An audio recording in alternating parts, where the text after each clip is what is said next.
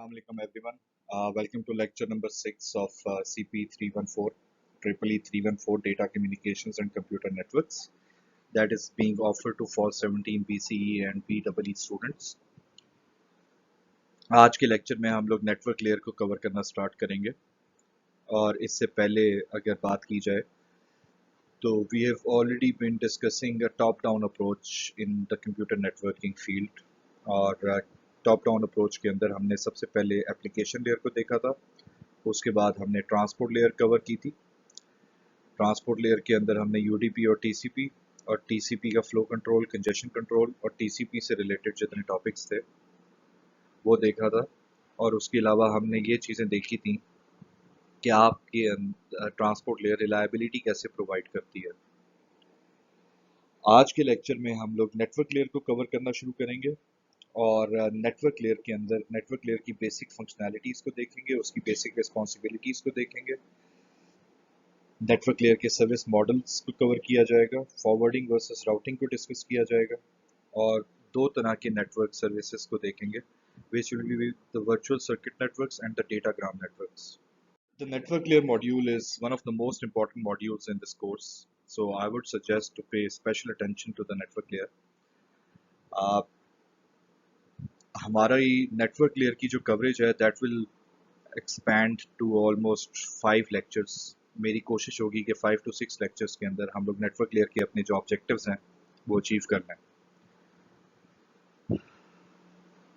Network layer start करने से पहले या नेटवर्क लेयर के बारे में फुल फ्लेज टिप डाउन होने से पहले लेट्स डिस्कस कि हमारे ओवरऑल इस चैप्टर के क्या गोल्स होंगे, इस मॉड्यूल के क्या गोल्स होंगे, ताकि by the end of this chapter we will know कि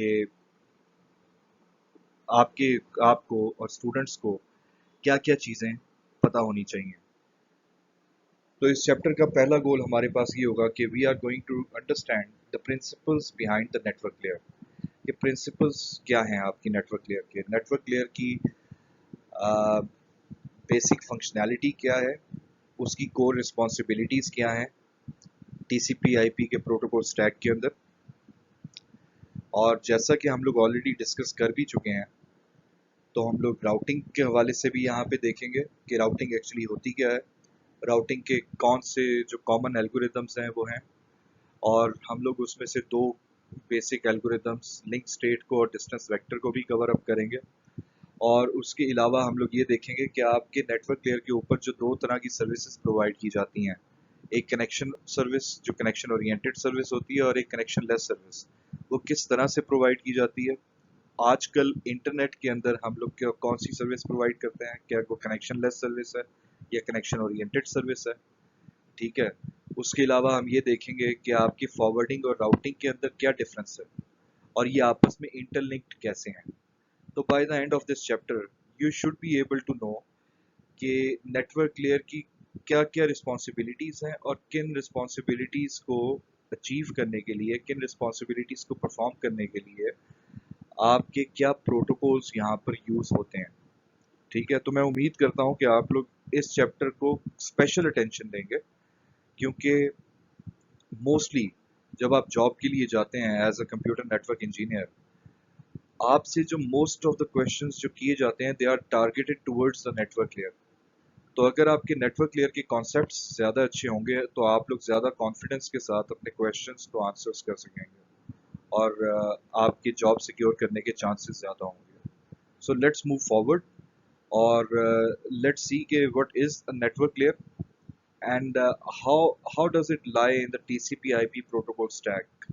क्योंकि अभी तक हम लोग एप्लीकेशन लेयर को भी देख चुके हैं, एप्लीकेशन लेयर के प्रोसेसेस को देख चुके हैं, एप्लीकेशन लेयर के ऊपर जो हमारे सर्विस आर्किटेक्चर्स यूज होते थे which were the client server architecture and the peer to peer architecture, उनकी भी डिस्कशन कर चुके हैं।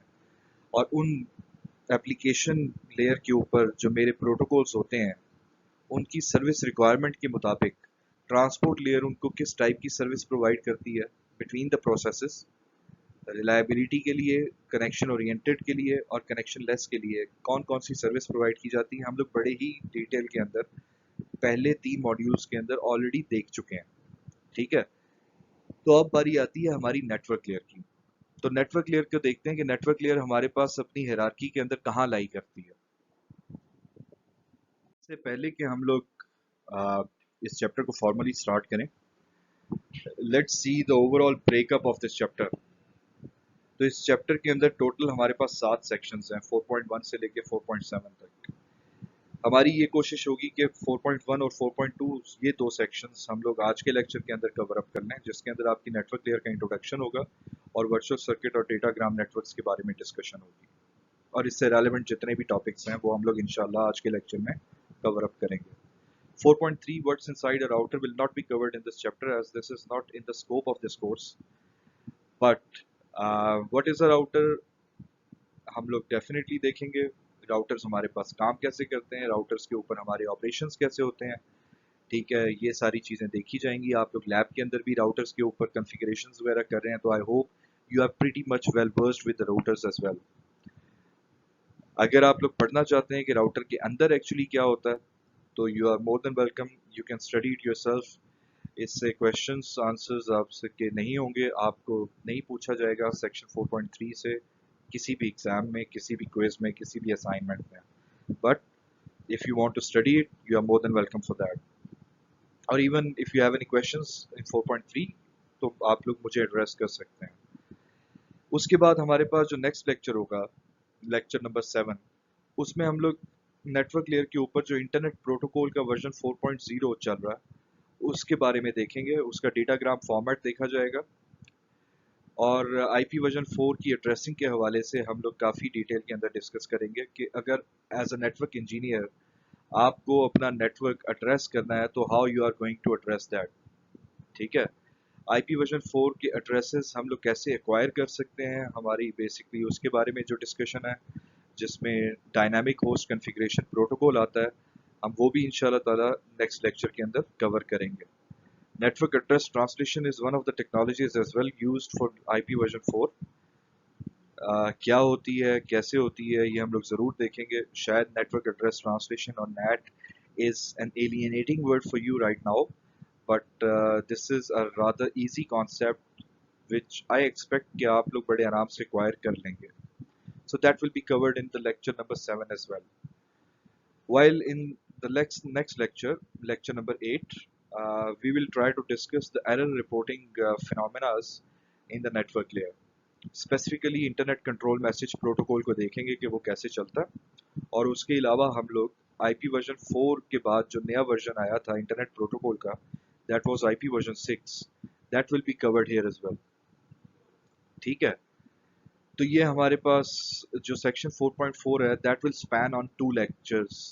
ठीक है, एक लेक्चर में हम लोग आईपी वर्जन 4 को देखेंगे और उससे रिलेटेड फिनोमेनास को डिस्कस किया जाएगा, और एक लेक्चर के अंदर हम आईसीएमपी और आईपी वर्जन 6 को देखेंगे। उसके बाद हमारे 2 लेक्चर्स जो हैं वो आपके राउटिंग एल्गोरिदम से रिलेटेड होंगे। हम लोग राउटिंग के बारे में पढ़ेंगे, राउटिंग का इंट्रोडक्शन यहाँ पे देखा जाएगा, और उसके अलावा हम लोग ये देखेंगे कि आपके जो राउटिंग के एल्गोरिदम्स हैं, more importantly link state algorithm और डिस्टेंस वेक्टर एल्गोरिदम, ये दोनों कैसे काम करते हैं। ठीक है, very important topic from exam point of view and from interview point of view as well. Section 4.6 you have covered in your labs, और RIP version 2 और OSPF ये आप लोग लैब्स के अंदर बड़ी अच्छी तरह से परफॉर्म कर चुके हैं, कॉन्फ़िगरेशन हो चुकी है। मेरे ख्याल में आप लोग सिस्को के ऊपर इस वक्त बड़े वेल वर्स्ड हैं कि अगर आपने OSPF या RIP कॉन्फ़िगर करना हो तो वो आप कैसे करते हैं और उसके मैसेजेस कैसे एक्सचेंज होते हैं और ये राउटिंग प्रोटोकॉल्स कैसे चलते हैं। तो डेफिनेटली हम लोग इसको थ्योरी के अंदर कवर अप नहीं करेंगे। बाकी रहा सेक्शन 4.7, तो 4.7 broadcast and multicast routing will not be taught and will be left for personal reading. तो आप लोग ये अपनी बुक के अंदर से इसके सेक्शन को खोल के सेल्फ रीडिंग कर सकते हैं, और कोई क्वेश्चंस हो तो आप मुझसे पूछ सकते हैं। तो मेजरली हम लोग सेक्शन 4.1, 4.2, सेक्शन 4.4, सेक्शन 4.5 ये हम कवर करेंगे थ्योरी में। Section 4.6 has been already covered in the lab, and section 4.7 will be skipped and left for personal reading.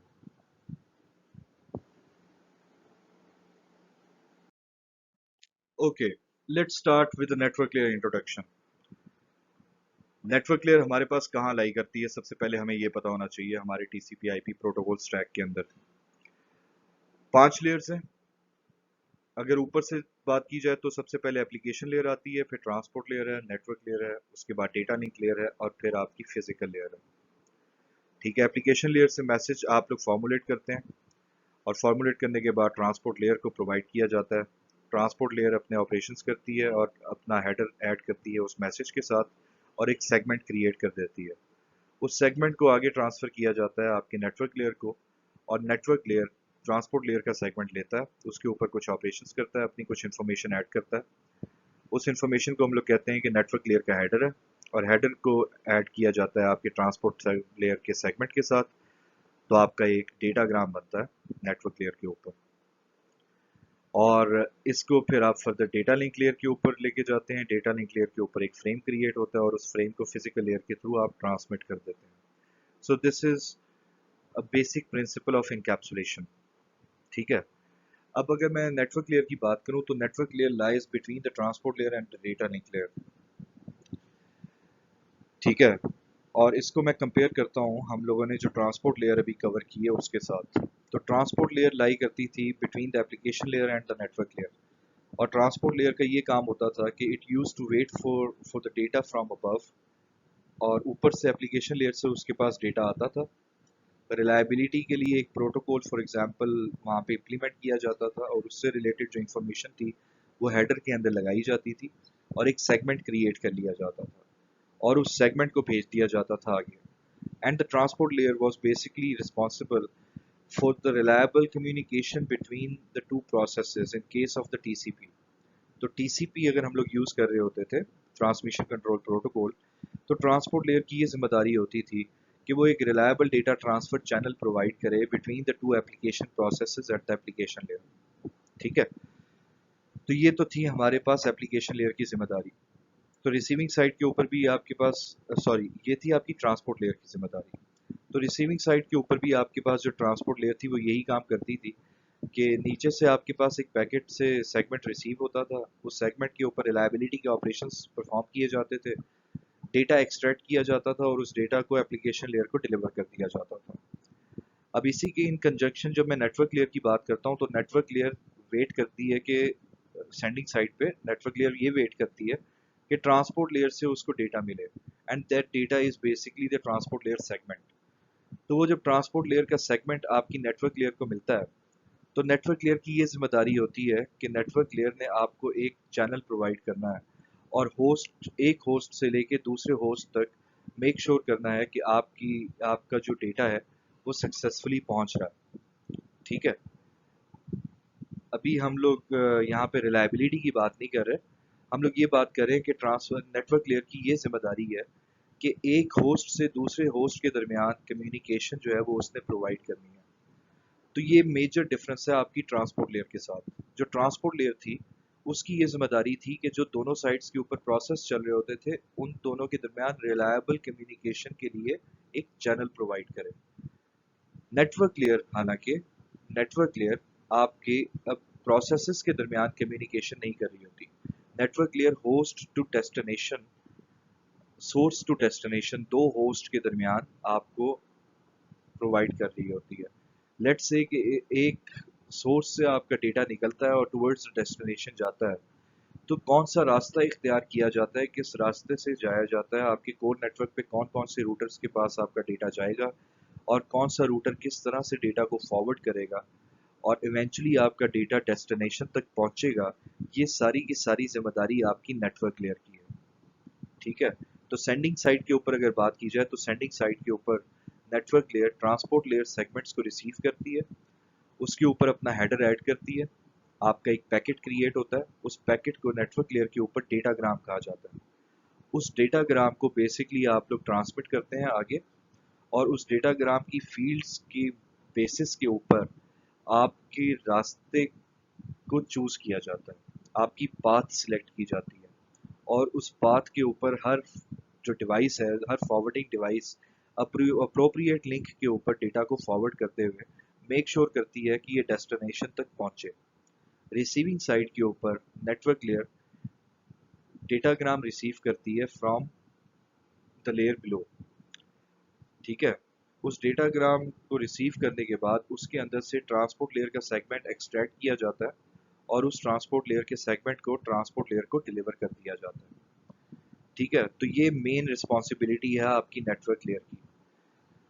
Network layer आपकी एक तो एंड सिस्टम्स में नेटवर्क एज के ऊपर भी चल रही होती है, जहाँ पे आपके होस्ट हैं दोनों, और उसके अलावा आपका जो कोर नेटवर्क है उसके ऊपर भी नेटवर्क लेयर के ऑपरेशंस हो रहे होते हैं।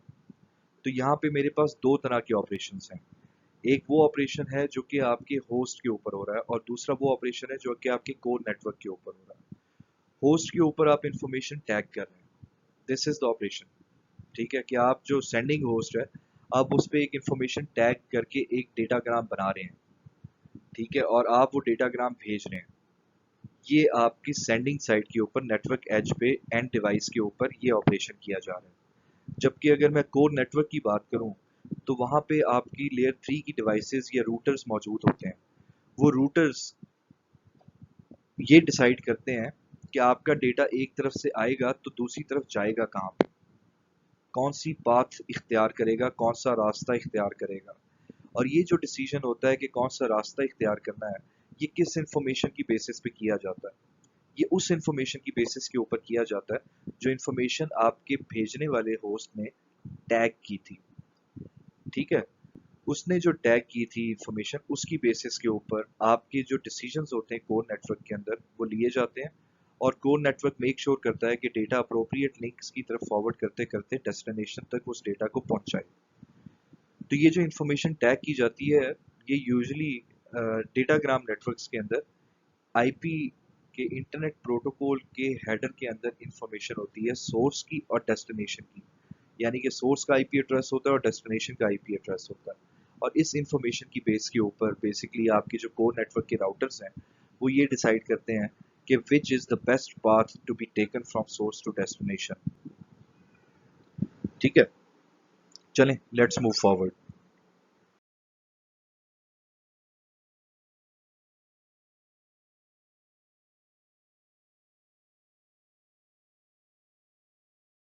यहाँ पर एक और चीज अगर आप लोग देखें तो इस एनिमेशन के अंदर आपको बड़ी ही क्लैरिटी के साथ वो चीज समझाई गई है।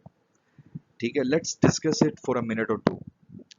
यहाँ पे हो ये रहा है कि ऊपर लेफ्ट साइड के ऊपर एक होस्ट है जिसने डेटा सेंड करना है towards the server in the right side at the bottom, जो कि एक इंस्टीट्यूशनल नेटवर्क है। ठीक है, अब जब वो डेटा सेंड कर रहा है तो हमेशा एंड सिस्टम के ऊपर आपका कंप्लीट प्रोटोकॉल स्टैक चल रहा होता है। आपके एप्लीकेशन प्रोसेसेस होते हैं होस्ट दोनों के दरमियान जिन्होंने कम्युनिकेट करना होता है। ठीक है, उन आपका कंप्यूटर नेटवर्क का एक ही मकसद है कि उन मैसेजेस को फ्रॉम सोर्स टू डेस्टिनेशन पहुंचाए। From source process, sending process से लेके डेस्टिनेशन पे रिसीविंग प्रोसेस तक वो सक्सेसफुली पहुंचना चाहिए। This is the ultimate purpose of a computer network. उसके लिए आपको पांचों लेयर्स इस्तेमाल करनी पड़ती हैं। एप्लीकेशन लेयर का मैसेज होता है, फिर ट्रांसपोर्ट लेयर का सेगमेंट होता है, फिर डेटाग्राम होता है नेटवर्क लेयर पे, फिर आप फ्रेम बनाते हैं और फ्रेम को आप ट्रांसमिट करते हैं। ठीक है, अब बीच में जो कोर नेटवर्क डिवाइसेस हैं यहाँ पे आप लोग देखें तो वहाँ पे अब आपको बेसिकली जो complete TCP IP protocol stack है वो नहीं दिखाया गया। क्यों नहीं दिखाया गया, क्या ख्याल है? मैं बताता हूँ आपको। आपकी जितनी भी कोर नेटवर्क की डिवाइसेस हैं, जो रूटर्स हैं, दे आर लेयर 3 डिवाइसेस। ठीक है, लेयर 3 डिवाइसेस का मतलब ये है कि in principle they are allowed to process the data up to layer 3 या अप टू नेटवर्क लेयर। तो नेटवर्क लेयर तक का डेटा वो प्रोसेस कर सकते हैं, और इनके ऊपर राउटर्स के ऊपर ट्रांसपोर्ट लेयर और एप्लीकेशन लेयर आमतौर पर नहीं चल रही होती अनलेस अनटिल कॉन्फ़िगरेशन या कंट्रोल मैसेजेस के लिए या कंट्रोल कॉन्फ़िगरेशन के लिए अगर आप लोग यूज़ कर रहे हैं तो शायद आप लोग एप्लीकेशन लेयर और ट्रांसपोर्ट लेयर चलाएं। बट जब आप लोग जब ऑपरेशन की बात करते हैं, जब डेटा कम्युनिकेशन की बात करते हैं, तो आपके पास ऊपर की एप्लीकेशन लेयर और ट्रांसपोर्ट लेयर यहाँ पर नहीं चल रही होती, और ना ही इनके पास ये इख्तियार होता है कि वो एप्लीकेशन लेयर और ट्रांसपोर्ट लेयर का डेटा रीड कर सकें।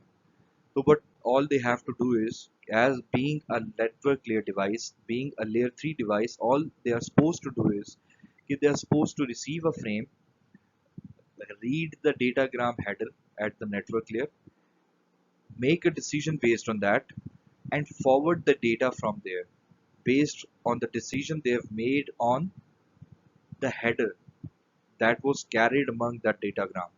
तो डेटाग्राम का जो हेडर था उसके अंदर जो इन्फॉर्मेशन थी उसकी बेसिस के ऊपर इन्होंने डिसीजन लेने हैं, और इनको ज़रूरत भी नहीं है कि ये ट्रांसपोर्ट लेयर और एप्लीकेशन लेयर के मैसेजेस को यहाँ पे रीड करें। तो इसलिए यहाँ पे जो TCP/IP प्रोटोकॉल स्टैक है आपको कोर नेटवर्क के ऊपर ट्रंकेटेड दिखाया गया है। ट्रंकेटेड का मतलब ये है कि कंप्लीट प्रोटोकॉल स्टैक नहीं दिखाया गया, and the application layer and the transport layer both of them are missing.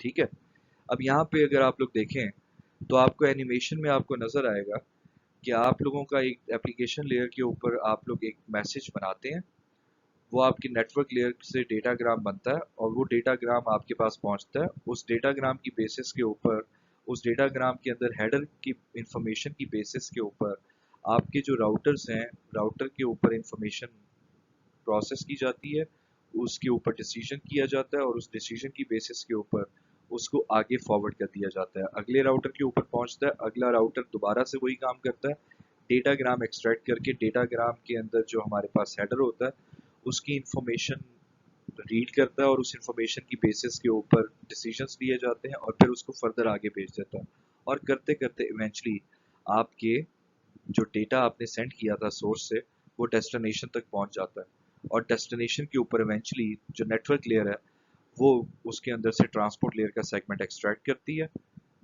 Transport layer का सेगमेंट एक्सट्रैक्ट करने के बाद ट्रांसपोर्ट लेयर को दे दिया जाता है, ट्रांसपोर्ट लेयर अपने ऑपरेशंस करता है, और ट्रांसपोर्ट लेयर अपने ऑपरेशंस करने के बाद आपका वहाँ से एप्लीकेशन लेयर का मैसेज निकाल के एप्लीकेशन लेयर के प्रोसेस को फर्दर डिलीवर कर देता है। ठीक है, so this is how a computer network works. Let's move on to the next slide. वैसे तो नेटवर्क लेयर के और भी काफ़ी सारे फंक्शंस हैं, लेकिन अगर मैं कुछ की फंक्शंस की बात करूं नेटवर्क लेयर के ऊपर तो वो हमारे पास दो हैं, एक फॉरवर्डिंग का फंक्शन है और दूसरा राउटिंग का फंक्शन है। ठीक है, सबसे पहले बात कर लेते हैं कि व्हाट इज फॉरवर्डिंग। तो फॉरवर्डिंग को समझने के लिए let's take an example of a specific router. Core network में कहीं पे भी उसकी पोजीशन हो सकती है। ठीक है, उस राउटर के ऊपर डेटा किसी एक लिंक से रिसीव होता है, और नॉर्मली राउटर्स के ऊपर आपके मल्टीपल लिंक्स होते हैं जिनके ऊपर उस राउटर में जो डेटा आ रहा है उसको फॉरवर्ड किया जा सकता है। लेट्स से 5 लिंक्स हैं उस राउटर के, एक लिंक से उसके पास डेटा इनकमिंग आया तो आउटपुट लिंक्स उसके पास जो पॉसिबिलिटीज हैं वो 4 हैं, वो 4 साइड्स के ऊपर 4 डिफरेंट पाथ्स के ऊपर एक राउटर उस डेटा को फॉरवर्ड कर सकता है। ठीक है, अब फॉरवर्डिंग का जो मैकेनिज्म है, फॉरवर्डिंग का मकसद ये है कि जो इनकमिंग का जो डेटा उस राउटर के पास पहुंच रहा है उसको किस आउटपुट के लिंक के ऊपर फॉरवर्ड करना है, किस लिंक के थ्रू उसको बाहर भेजना है। तो दिस इज फॉरवर्डिंग। ठीक है, every router does this, every router has a forwarding mechanism, every router is responsible for forwarding an incoming packet towards an appropriate link as an output। ठीक है, यहाँ पे क्या लिखा हुआ है कि move packets from routers input to appropriate router output। अब मसला ये है कि काम तो ये करना है, फॉरवर्डिंग तो ये करनी है, क्योंकि इन प्रिंसिपल देखा जाए तो router is basically a forwarding device at network layer और लेयर 3। ठीक है, अब ये फॉरवर्डिंग होगी किस बेस के ऊपर? तो ये फॉरवर्डिंग जिस बेसिस के ऊपर होती है, ये फॉरवर्डिंग का डिसीजन जिस बेसिस के ऊपर लिया जाता है, दैट इज राउटिंग। राउटिंग क्या है? Routing is in simpler words a path selection mechanism. ठीक है, आमतौर पे राउटिंग के प्रोटोकॉल्स चल रहे होते हैं आपके राउटर्स के ऊपर, और उन प्रोटोकॉल्स की बेसिस के ऊपर राउटर्स अपने नेबर्स के साथ या नेबर्स ऑफ द नेबर्स के साथ कम्युनिकेट कर रहे होते हैं वाया मैसेजेस, और एक दूसरे को अपडेट्स भेज रहे होते हैं regarding the quality of the connection, quality of the links, possibly आपकी कंजेशन से रिलेटेड आपकी इंफॉर्मेशन भेज रहे होते हैं, कि मेरे पास ट्रैफिक कितनी है, और प्रॉबेबली इस तरह के मल्टीपल पैरामीटर्स एक दूसरे के साथ शेयर कर रहे होते हैं depending on the kind of the routing algorithm और the routing protocol that is being used.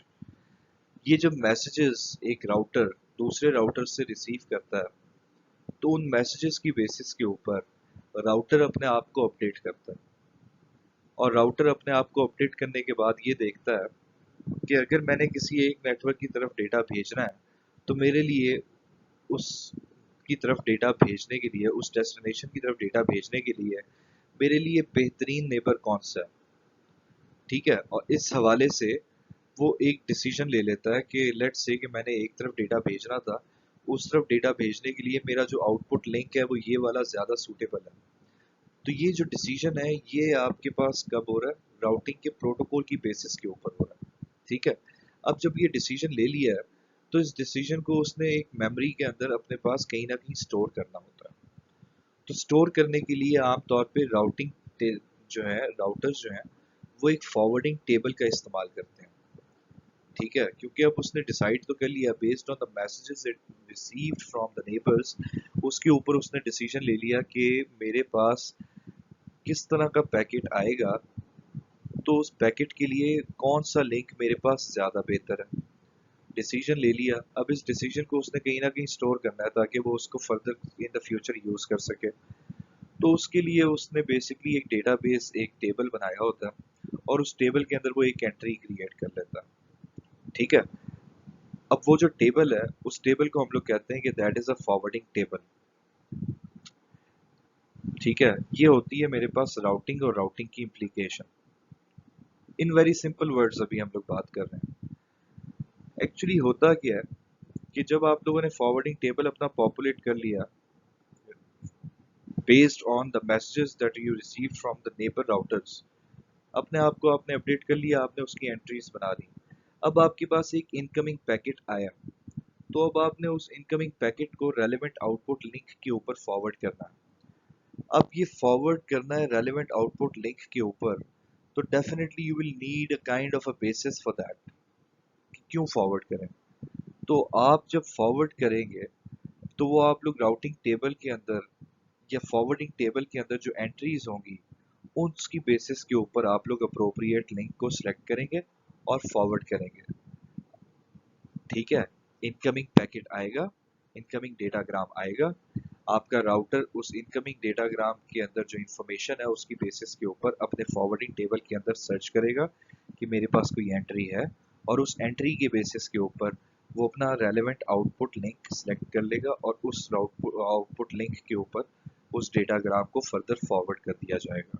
ठीक है, तो राउटिंग एल्गोरिदम या राउटिंग जो है वो आपको ये डिसाइड करने में मदद देती है कि आपके पास पाथ सेलेक्ट करें, पाथ सिलेक्शन में मदद देती है, और उस पाथ सिलेक्शन की बेसिस के ऊपर मैसेजेस कन्वे होते हैं, और उन मैसेजेस की बेसिस के ऊपर जो राउटिंग है वो फॉरवर्डिंग टेबल को पॉपुलेट करती है, और उन फॉरवर्डिंग टेबल की बेसिस के ऊपर आप लोग फॉरवर्डिंग ऑपरेशन अपना करते हैं।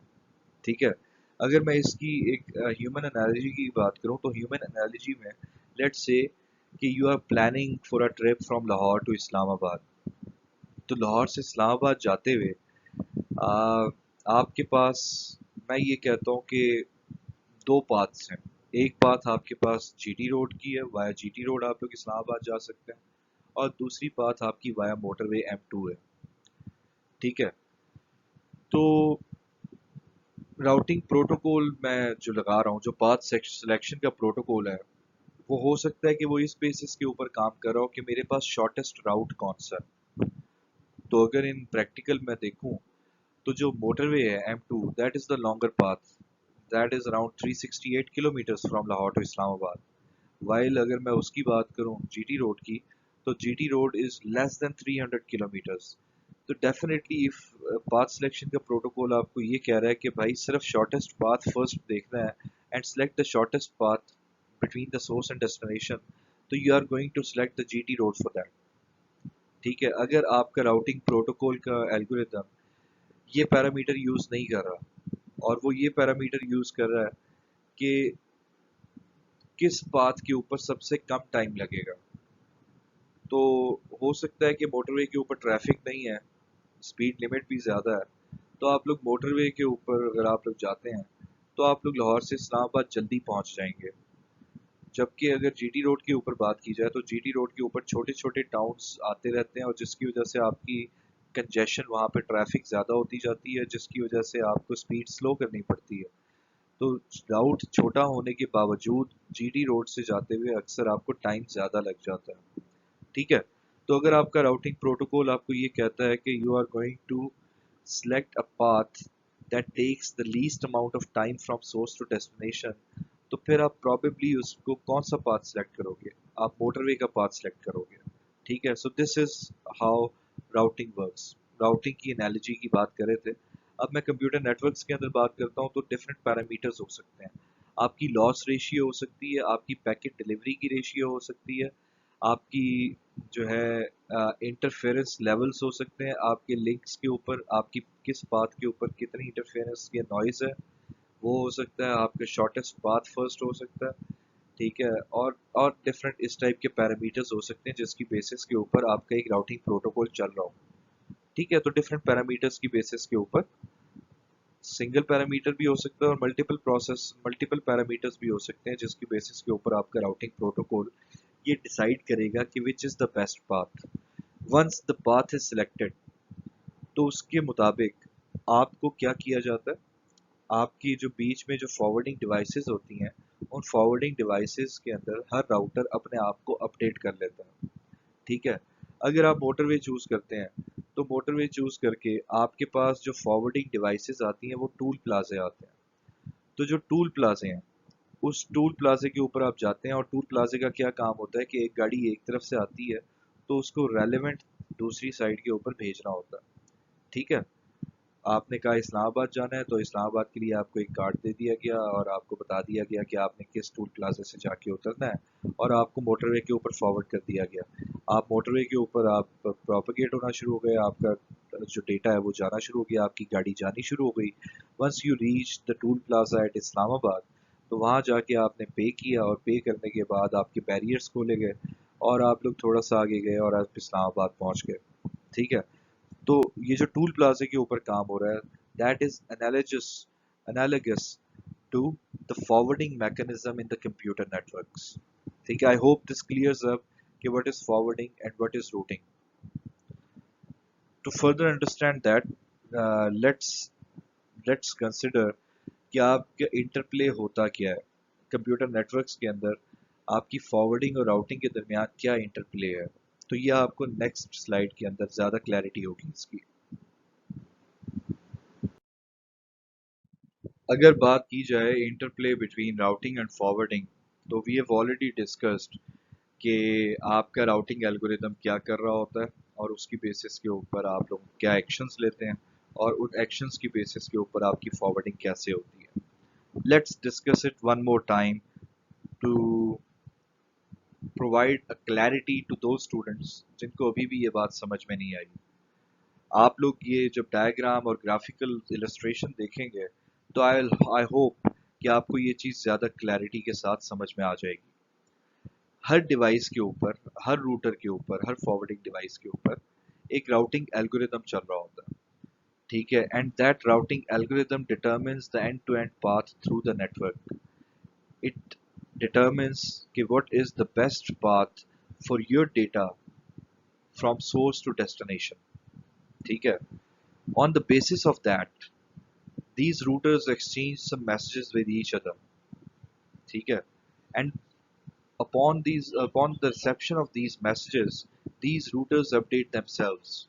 और जब अपने आप को अपडेट करते हैं तो they basically get a kind of a clarity और a picture कि क्या पाथ होनी चाहिए और मुझे किस डेटा को कहाँ पे फॉरवर्ड करना है। तो इस बेसिस के ऊपर वो कुछ एंट्रीज डिसीजन बनाने के बाद फॉरवर्डिंग टेबल के अंदर डाल देते हैं और ये वो फॉरवर्डिंग टेबल होता है जो कि कोई भी डिवाइस डेटा को फॉरवर्ड करते हुए रेफर करती है। ठीक है, अब यहाँ पे हम लोग बात कर रहे हैं कि आपका जो इनकमिंग पैकेट है लेट्स से कि उसके अंदर जो वैल्यू आ रही है दैट इज 0111। ठीक है, now this is the value on which the decision has to be made. Router के पास ये डेटाग्राम आया, उसने ये वैल्यू पढ़ी 0,111। अब उसने इस वैल्यू की बेसिस के ऊपर इस डेटा को रेलेवेंट आउटपुट लिंक के ऊपर फॉरवर्ड करना है। तो that specific router will consult its own forwarding table, अपने फॉरवर्डिंग टेबल के अंदर जाएगा और फॉरवर्डिंग टेबल की एंट्री को देखेगा। यहाँ पे जो फॉरवर्डिंग टेबल आपको प्रोवाइड किया गया है उसकी अगर आप लोग एंट्री नंबर 3 देखें तो वो एंट्री ये कहती है कि अगर तो हेडर के ऊपर जो वैल्यू है वो 011 हो तो उसको आउटपुट लिंक 2 की तरफ फॉरवर्ड करना है। तो उसने जब ये देखा कि ये एंट्री मौजूद है तो इस राउटर ने उस इनकमिंग पैकेट को लिंक नंबर 2 की तरफ फॉरवर्ड कर दिया। ठीक है, तो दिस इज बेसिकली फॉरवर्डिंग। और ये फॉरवर्डिंग किस बेसिस के ऊपर हुई? बेसिस जो थी वो आपकी थी फॉरवर्डिंग टेबल की एंट्री। और जो फॉरवर्डिंग टेबल की एंट्री थी वो किस बेसिस के ऊपर हो रही थी? आपके राउटिंग एल्गोरिदम्स की बेसिस के ऊपर हो रही थी। सो this is how the routing and the forwarding interplay with each other. ठीक है, so the forwarding is done based on the entries that were populated by the routing algorithm। ये आपने हमेशा याद रखना है और हर रूटर के ऊपर जाके यही काम होगा। अगले रूटर के ऊपर जाएगा यही हेडर, दोबारा से इस वैल्यू को 011 को देखा जाएगा और 011 को जब देखा जाएगा अपने फॉरवर्डिंग टेबल के अंदर तो वहाँ पे जो फॉरवर्डिंग टेबल के अंदर एंट्री होगी उसकी बेसिस के ऊपर उसके रेलेवेंट आउटपुट लिंक के ऊपर फॉरवर्ड कर दिया जाएगा। ठीक है, कोई क्वेश्चन हुआ तो मुझसे बाद में काइंडली पूछ लीजिएगा। Now let's talk about the third key feature of the network layer। हमारे नेटवर्क लेयर की कुछ टेक्नोलॉजीज ऐसी हैं जो कि इस फीचर को एक्सप्लिसिटली और वेरी फ्रीक्वेंटली यूज करती हैं। फॉर एग्जांपल आपका ATM, फ्रेम रिले और X.25, ये कुछ ऐसी पुरानी टेक्नोलॉजीज हैं that used to establish or that used to exploit a connection setup methodology for the communication between the two hosts।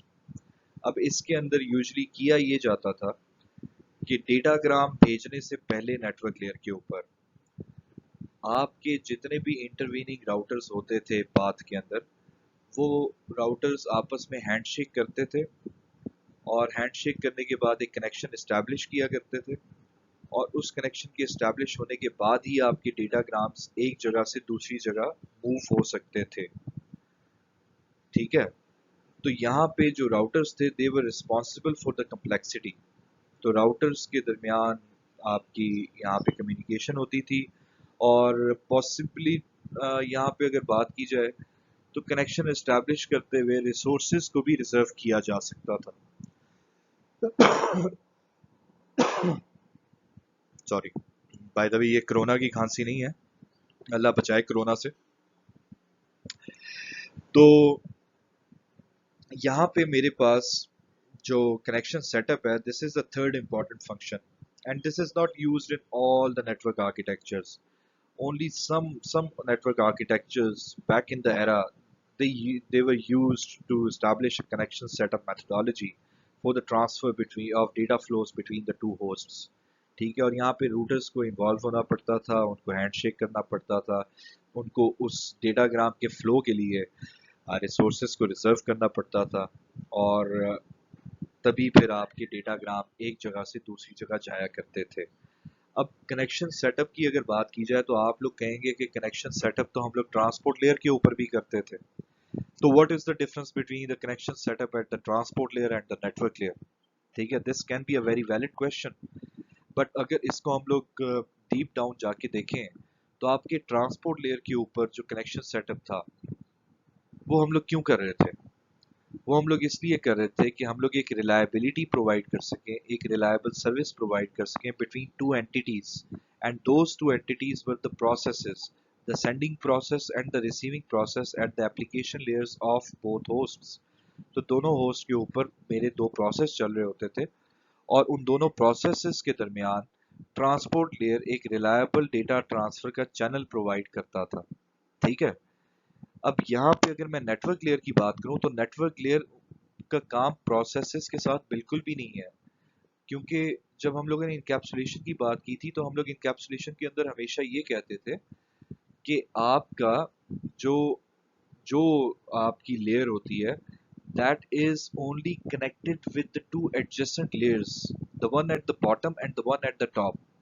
ठीक है, उसके अलावा किसी और लेयर के ऊपर क्या काम हो रहा है that is not responsible for that काम। ठीक है, तो नेटवर्क लेयर आपकी जो सर्विस प्रोवाइड करती है वो एप्लीकेशन लेयर को सर्विस प्रोवाइड नहीं करती, क्योंकि एप्लीकेशन लेयर को सर्विस प्रोवाइड करना ट्रांसपोर्ट लेयर का काम है। तो नेटवर्क लेयर किसको सर्विस प्रोवाइड करती है? ट्रांसपोर्ट लेयर को।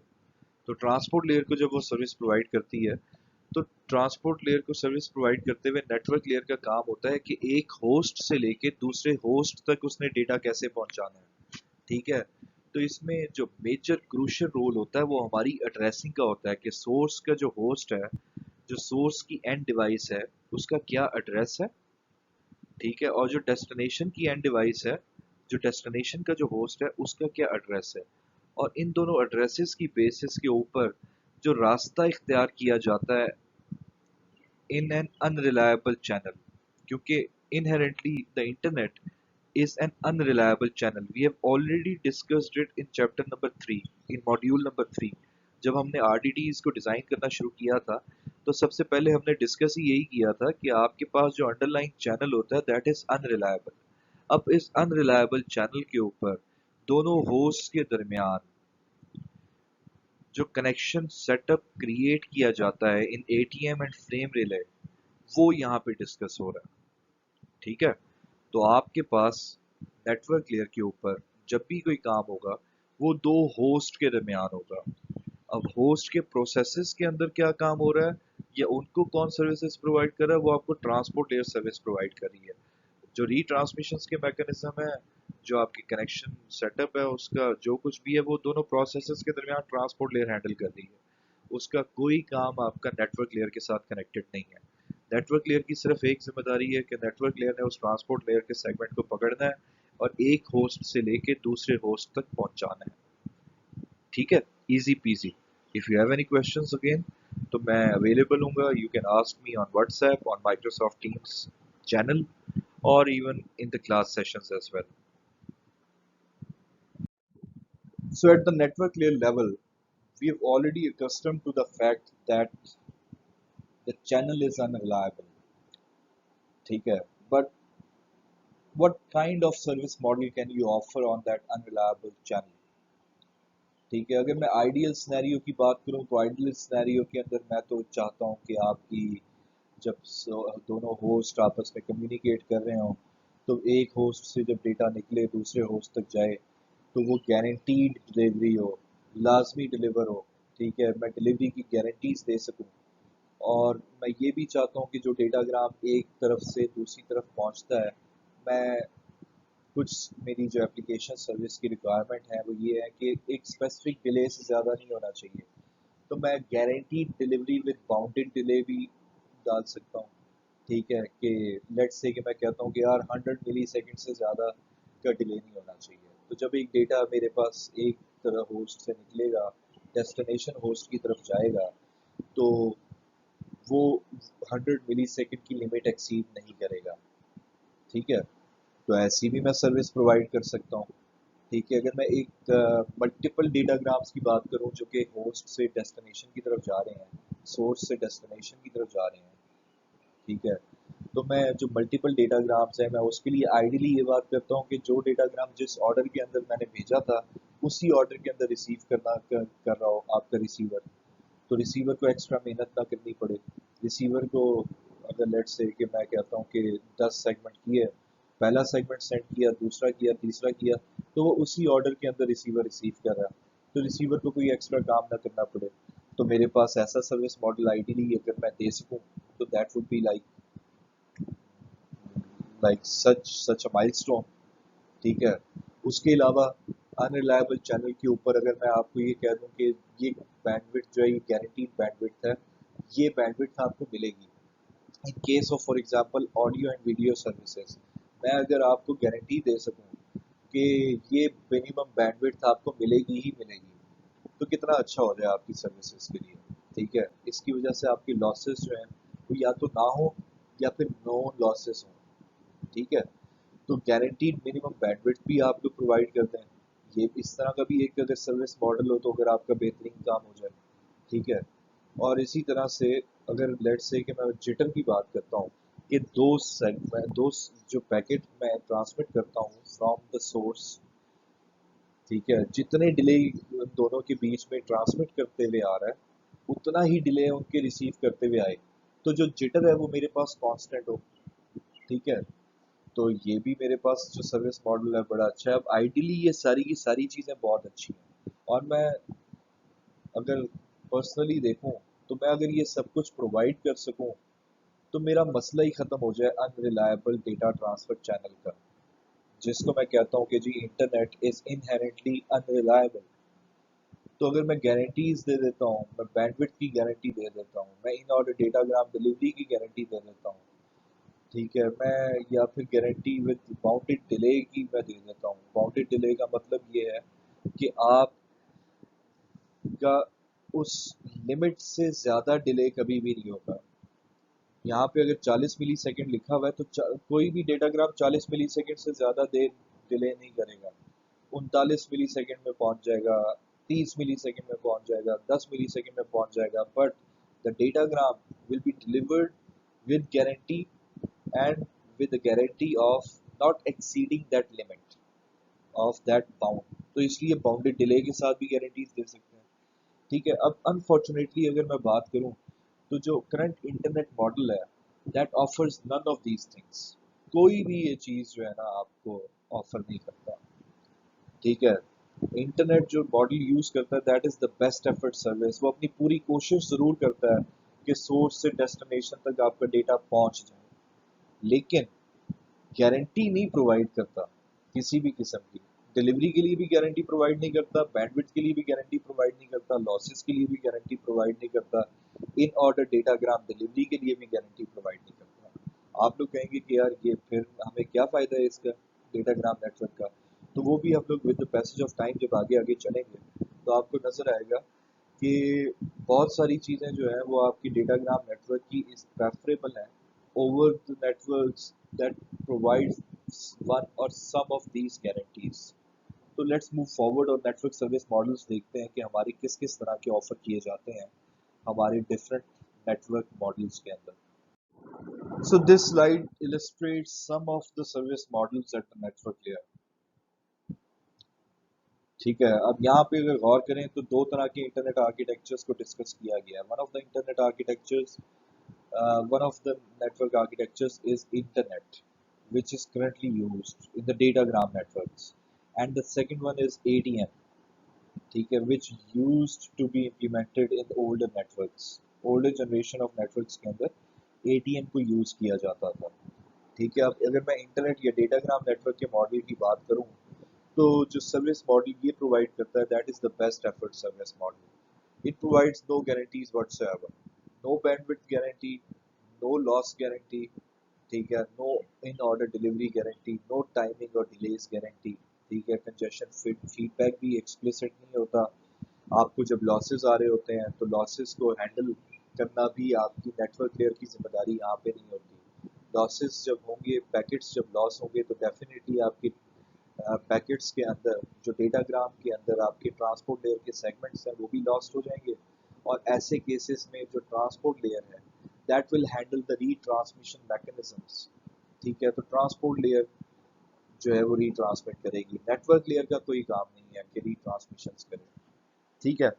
तो जो इंटरनेट है वो आपको किसी भी किस्म की गारंटी कोई नहीं देता। उसके बरक्स अगर मैं बात करूं तो एटीएम जो है वो एक तो आपको मल्टीपल सर्विस मॉडल्स प्रोवाइड कर देता है। यहाँ पे नाम लिखे हुए हैं जी, CBR, VBR, ABR, UBR, ठीक है। और हर मॉडल की डिफरेंट जो है वो फीचर्स हैं कि वो क्या क्या चीज़ें क्या क्या गारंटीज प्रोवाइड करते हैं, ठीक है। अब यहाँ पे अगर देखा जाए तो इंटरनेट का जो नेटवर्क आर्किटेक्चर है that provides only one service model that is the best effort service model, ठीक है। जस्ट लाइक यूडीपी के अंदर हम लोग कहते थे कि बेस्ट एफर्ट सर्विस है, गारंटी कोई नहीं है लेकिन हम लोग डेटा भेज देते हैं और उसके बाद हम लोग अल्लाह ताला पे छोड़ देते हैं कि ये डेटा पहुंच जाए। Same is the case with the internet as well. तो इंटरनेट के ऊपर भी यही होता है। जबकि एटीएम के अंदर अगर बात करूं तो एटीएम का जो पहला मॉडल, जो सर्विस मॉडल इंट्रोड्यूस करवाया गया था बाय यूजिंग अ स्टैंडर्ड, जो एटीएम स्टैंडर्ड के अंदर जो पहला मॉडल था, दैट वाज द सीबीआर, जो कि कांस्टेंट बिट रेट का सर्विस मॉडल कहलाया जाता है। इसके अंदर बैंडविड्थ कांस्टेंट रेट के ऊपर आपको बता दी जाती थी कि ये आपको मिलेगी ही मिलेगी। तो आपकी जो सर्विस आप लोग यूज कर रहे होते थे उस सर्विस के मुताबिक आपको कांस्टेंट बिट रेट मिल जाता था, या अपनी सर्विसेज को आप लोग एडजस्ट कर लेते थे depending on the constant bit rate. For example audio streaming और वीडियो स्ट्रीमिंग की आपकी सर्विस है, तो उसके लिए ये मॉडल बड़ा अच्छा होगा कि आपको पता होगा कि ये आपको जो बैंडविड्थ है उसकी गारंटी इतनी आपको मिलनी ही मिलनी है। तो उसके मुताबिक आप लोग देख सकते हैं कि आपने स्टैंडर्ड डेफिनेशन देखनी है, आपने वीडियो हाई डेफिनेशन स्ट्रीम करवानी है, फुल हाई डेफिनेशन करवानी है, या फिर 4K वीडियो आपने जो है वो स्ट्रीम करवानी है। ठीक है। अब इसके अंदर लॉसेस की भी गारंटी होती थी कि लॉसेस कम से कम होंगे या इतने लॉसेस होंगे, इससे ज़्यादा नहीं होंगे। इन ऑर्डर डिलीवरी भी होती थी कि जो सीक्वेंस जो आप डेटाग्राम भेज रहे हैं, जिस सीक्वेंस के साथ भेज रहे हैं उसी सीक्वेंस के साथ रिसीव हो रहा है। और डिलेज की भी गारंटी है। Definitely when when the bandwidth is known, तो बैंडविड्थ के नोन होने की वजह से सेंडर और रिसीवर आपस में एडजस्ट कर लेते हैं, और सेंडर उतना ही डेटा सेंड करेगा जितनी बैंडविड्थ उसको नोन है। उससे ज़्यादा सेंड करेगा तो डेफिनेटली लॉसेस जो है वो नोन हो जाएंगे, लॉसेस का उसे पता चल जाएगा, और लॉसेस करना यहाँ पे कोई अक्लमंदी का काम तो होगा नहीं। तो आप लोग लॉसेस को अवॉइड करेंगे and you stick to the constant bandwidth guarantee that is provided by the CBR. ठीक है। तो और डेफिनेटली जब बैंडविड्थ कांस्टेंट है तो आपकी जो डिलेज हैं, टाइमिंग है, उनकी भी गारंटीज आप दे सकते हैं कि ये बाउंडेड, इतने इससे ज़्यादा आपको टाइम नहीं मिलेगा, इससे ज़्यादा डिले नहीं होगा। ठीक है। और ऐसे मॉडल के अंदर यूजली कंजेशन होती भी नहीं है। तो कंजेशन फीडबैक जो है उसके अंदर जब कंजेशन ही नहीं होती तो there is no congestion feedback as well. Same is the case with the ABR. ठीक है, अवेलेबल बिट रेट है, वेरिएबल बिट रेट है। अब इसकी जो यहाँ पे खसूसियात दी हुई हैं इसको आप लोग देखें, आप लोग पढ़ें अपनी बुक के अंदर जाके, तो आपको इनके बारे में भी पता चल जाएगा। ठीक है। करंटली अगर मैं बात करूं तो इंटरनेट का नेटवर्क आर्किटेक्चर हम लोग यूज करते हैं, and there are lot of reasons for it. सिर्फ आप लोग इस बेसिस के ऊपर कि this is only a best effort service and provides no guarantee, you cannot basically discard the advantages that it provides over the ATM. ठीक है। Let's move forward to the next slide. अभी तक हम लोग network layer के introduction के अंदर दो मेजर की फंक्शंस देख चुके हैं, which were the forwarding and the routing, जो कि यूज होती ही होती है आपके नेटवर्क लेयर के ऊपर कंप्यूटर नेटवर्क्स में। उसके अलावा जो थर्ड फंक्शन देखा था that was the connection setup. वो सारे के सारे नेटवर्क लेयर की टेक्नोलॉजीज यूज नहीं करती। ठीक है। आपकी जो पुरानी टेक्नोलॉजीज एटीएम, फ्रेम रिले और X.25 है वो यूज़ करती हैं। ठीक है। मगर फिर भी हम लोगों ने उसको देख लिया और डिफरेंट नेटवर्क लेयर के सर्विस मॉडल्स को भी गो थ्रू कर लिया। अब जो नेक्स्ट टॉपिक है हमारा जो हम लोग डिस्कस करने लगे हैं, that is section 4.2, virtual circuit और डेटाग्राम नेटवर्क्स के बारे में देखेंगे। सबसे पहले हम लोग देखेंगे कि वर्चुअल सर्किट्स होते क्या हैं, और वर्चुअल सर्किट्स के क्या लवाजमात हैं, और उनको कैसे यूज़ किया जाता है। ये भी एटीएम और frame relay virtual circuits use किया करते थे एक ज़माने में, तो हमें बेसिक्स इसकी ज़रूर पता होनी चाहिए। लेकिन जो मेजर हमारा टॉपिक है that is the datagram networks. And in the rest of the chapter जब हम लोग इंटरनेट प्रोटोकॉल की बात करेंगे, हम लोग किसी और राउटिंग एल्गोरिदम की बात करेंगे, all of these further topics will be based on the datagram networks, क्योंकि datagram networks are the networks that are currently being used. This is a technology that is currently being used in the computer networks। ठीक है। तो let's move और let's see कि what is virtual circuit. लेकिन उससे पहले मैं थोड़ी सी एक बात ये करना चाहूँगा कि जिस तरह से ट्रांसपोर्ट लेयर के ऊपर हमारे पास दो तरह की सर्विसेज होती थी। एक कनेक्शन लेस सर्विस होती थी जो कि हम लोग यूडीपी के थ्रू प्रोवाइड करते थे, और एक कनेक्शन ओरिएंटेड सर्विस होती थी जो कि हम लोग टीसीपी के थ्रू प्रोवाइड करते थे। सिमिलर केस में आपके पास जब हम नेटवर्क लेयर की बात करते हैं तो दो ही तरह की सर्विसेज होंगी यहाँ पे भी, या तो कनेक्शन सर्विस होगी जो कि कनेक्शन ओरिएंटेड सर्विस है, और या फिर कनेक्शन लेस सर्विस होगी। ठीक है। तो उन दोनों के बारे में पहले बात करते हैं और उसके बाद हम लोग चलते हैं वर्चुअल सर्किट नेटवर्क्स की तरफ, और उसके बाद फिर हम चलेंगे डेटाग्राम नेटवर्क्स की तरफ, और फिर हमारा लेक्चर इंशाल्लाह ख़त्म हो जाएगा आज का। मैं यहाँ पे नेटवर्क लेयर के ऊपर कनेक्शन सर्विस और कनेक्शन लेस सर्विस डिस्कस करने से पहले मैं एक बेसिक कॉन्सेप्ट रिविजिट करना चाहूँगा कनेक्शन ओरिएंटेड सर्विस का, एंड दैट इज़ कि कनेक्शन ओरिएंटेड सर्विस के अंदर आपको हमेशा सबसे पहले एक कनेक्शन इस्टेब्लिश करना पड़ता है. Only after that you can transfer your data, and once the data is transferred and the data communication is complete between the two hosts, you basically finish that connection. अब ये काम हमने कहाँ देखा?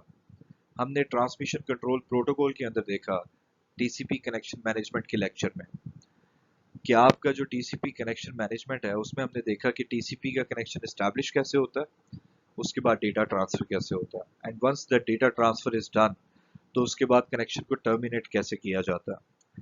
Same basic methodology जब मैं यहाँ पे इम्प्लीमेंट करूँगा तो यहाँ पे कनेक्शन ओरिएंटेड के अंदर सेम चीज़ें उसी तरह से होंगी. और अगर मैं इस टाइप की सर्विस आपकी नेटवर्क लेयर पे प्रोवाइड करता हूँ तो वो आपकी प्रोवाइड होती है वर्चुअल सर्किट नेटवर्क्स के ऊपर. ठीक है, तो virtual circuit networks are those networks that provide you a connection oriented service at the network layer. Now the difference between the connection oriented service at the network layer and the transport layer is that the transport layer provides a connection oriented service to the application processes. जबकि मैं जब network layer की बात करता हूँ तो network layer के ऊपर जो कनेक्शन ओरिएंटेड सर्विस है, that is a service that is provided between the two hosts, the sending host and the receiving host, the source host and the destination host. ठीक है, so virtual circuit networks are the networks that provide you a connection oriented service, and we will discuss those first in the next preceding slides. Second type आपकी होती है connection less service की, और connection less service जो provide करते हैं networks उनको हम लोग datagram networks कहते हैं. ठीक है, तो datagram networks के अंदर ये जो connection less service है, that is the service between the two hosts. ठीक है, and this is service that is provided at the network layer. ठीक है, तो it is analogous to TCP UDP, connection oriented and connectionless transport services, but the service is from host to host instead of the process to process. दूसरा जो important point है वो ये है कि ट्रांसपोर्ट लेयर के ऊपर आपके पास चॉइस होती थी कि एप्लीकेशन लेयर के प्रोटोकॉल के मुताबिक आप या तो TCP यूज कर लें या फिर आप UDP यूज कर लें. ठीक है, या तो कनेक्शन ओरिएंटेड सर्विस यूज कर लें या कनेक्शन लेस सर्विस यूज कर लें, या आपके पास ट्रांसपोर्ट लेयर पे चॉइस होती थी. अनफॉर्चुनेटली नेटवर्क लेयर के ऊपर आपको चॉइस नहीं प्रोवाइड की जाती. ये आपकी मर्जी नहीं है कि आप नेटवर्क लेयर के ऊपर या तो कनेक्शन सर्विस यूज कर लें या connection oriented less service use कर लें. ठीक है, ये service will depend on the type of the network architecture that is implemented. अगर तो वर्चुअल सर्किट्स इम्प्लीमेंट किए गए हैं तो the only service that will be available for you to use is the connection oriented service. और अगर आप datagram network की बात करें तो if the datagram network is implemented तो the only type of service that is being offered for use is the connectionless service. ठीक है, सो नेटवर्क या तो आपको एक तरह की सर्विस देगा कनेक्शन ओरिएंटेड की, या फिर दूसरी तरह की सर्विस देगा कनेक्शन लेस की. ठीक है, you have no choice to choose between the two. You can either use one. ठीक है, एक ही आप लोग इस्तेमाल कर सकते हैं, दूसरा इस्तेमाल नहीं कर सकते. दूसरी चीज ये है कि ये चीजें जो इम्प्लीमेंटेशन है इसकी आपकी ये नेटवर्क कोर के अंदर होती है, कनेक्शन लेस और कनेक्शन ओरिएंटेड सर्विस की. आपकी जो डिफरेंट डिवाइसेस आपके पास पाथ में आती हैं वो इन्वॉल्व हो जाती हैं, और उनकी इन्वॉल्वमेंट के बाद ही आपको ये सर्विस प्रोवाइड की जाती है. ठीक है, for example connection oriented service के अंदर आपके राउटर्स को हैंडशेक करना पड़ता है, रिसोर्सेज रिजर्व करनी पड़ती हैं वर्चुअल सर्किट्स की. Only after that the connection oriented service can be offered. बात समझे मेरी? Same is the case with the connectionless service. There is no connection. ठीक है, there is no connection setup, there is no connection tear down. All you have to do is you just have to send the data, and the router will basically process it and decide which is the best path for your data to reach the destination. I hope this clears up कि connectionless और connection oriented services क्या होती है. चलें आगे चलते हैं और virtual circuits को देखते हैं. Let's talk about the virtual circuit networks. सबसे पहले तो यहाँ पे जो लिखा है वो हम लोग पढ़ते हैं और देखते हैं कि इसका मतलब क्या है. तो डबल कोट्स के अंदर मेंशन किया गया है कि source to destination path behaves much like a telephone circuit. Now, this telephone circuit is basically a part of a public switch telephony network that we have already discussed in the classes before the lockdowns. तो अभी दोबारा उसको थोड़ा सा discuss कर लेते हैं कि आपके नॉर्मल जो PTCL के फ़ोन यूज़ कर रहे होते हैं उसमें एक्चुअली हो क्या रहा होता है. आप ने जब किसी को अपने दोस्त को कॉल करनी होती है तो व्हाट यू डू इज़ कि you pick up the phone receiver, you dial the number. जब डायल करते हैं नंबर तो कॉल जाती है आपके रिसीविंग एंड के ऊपर.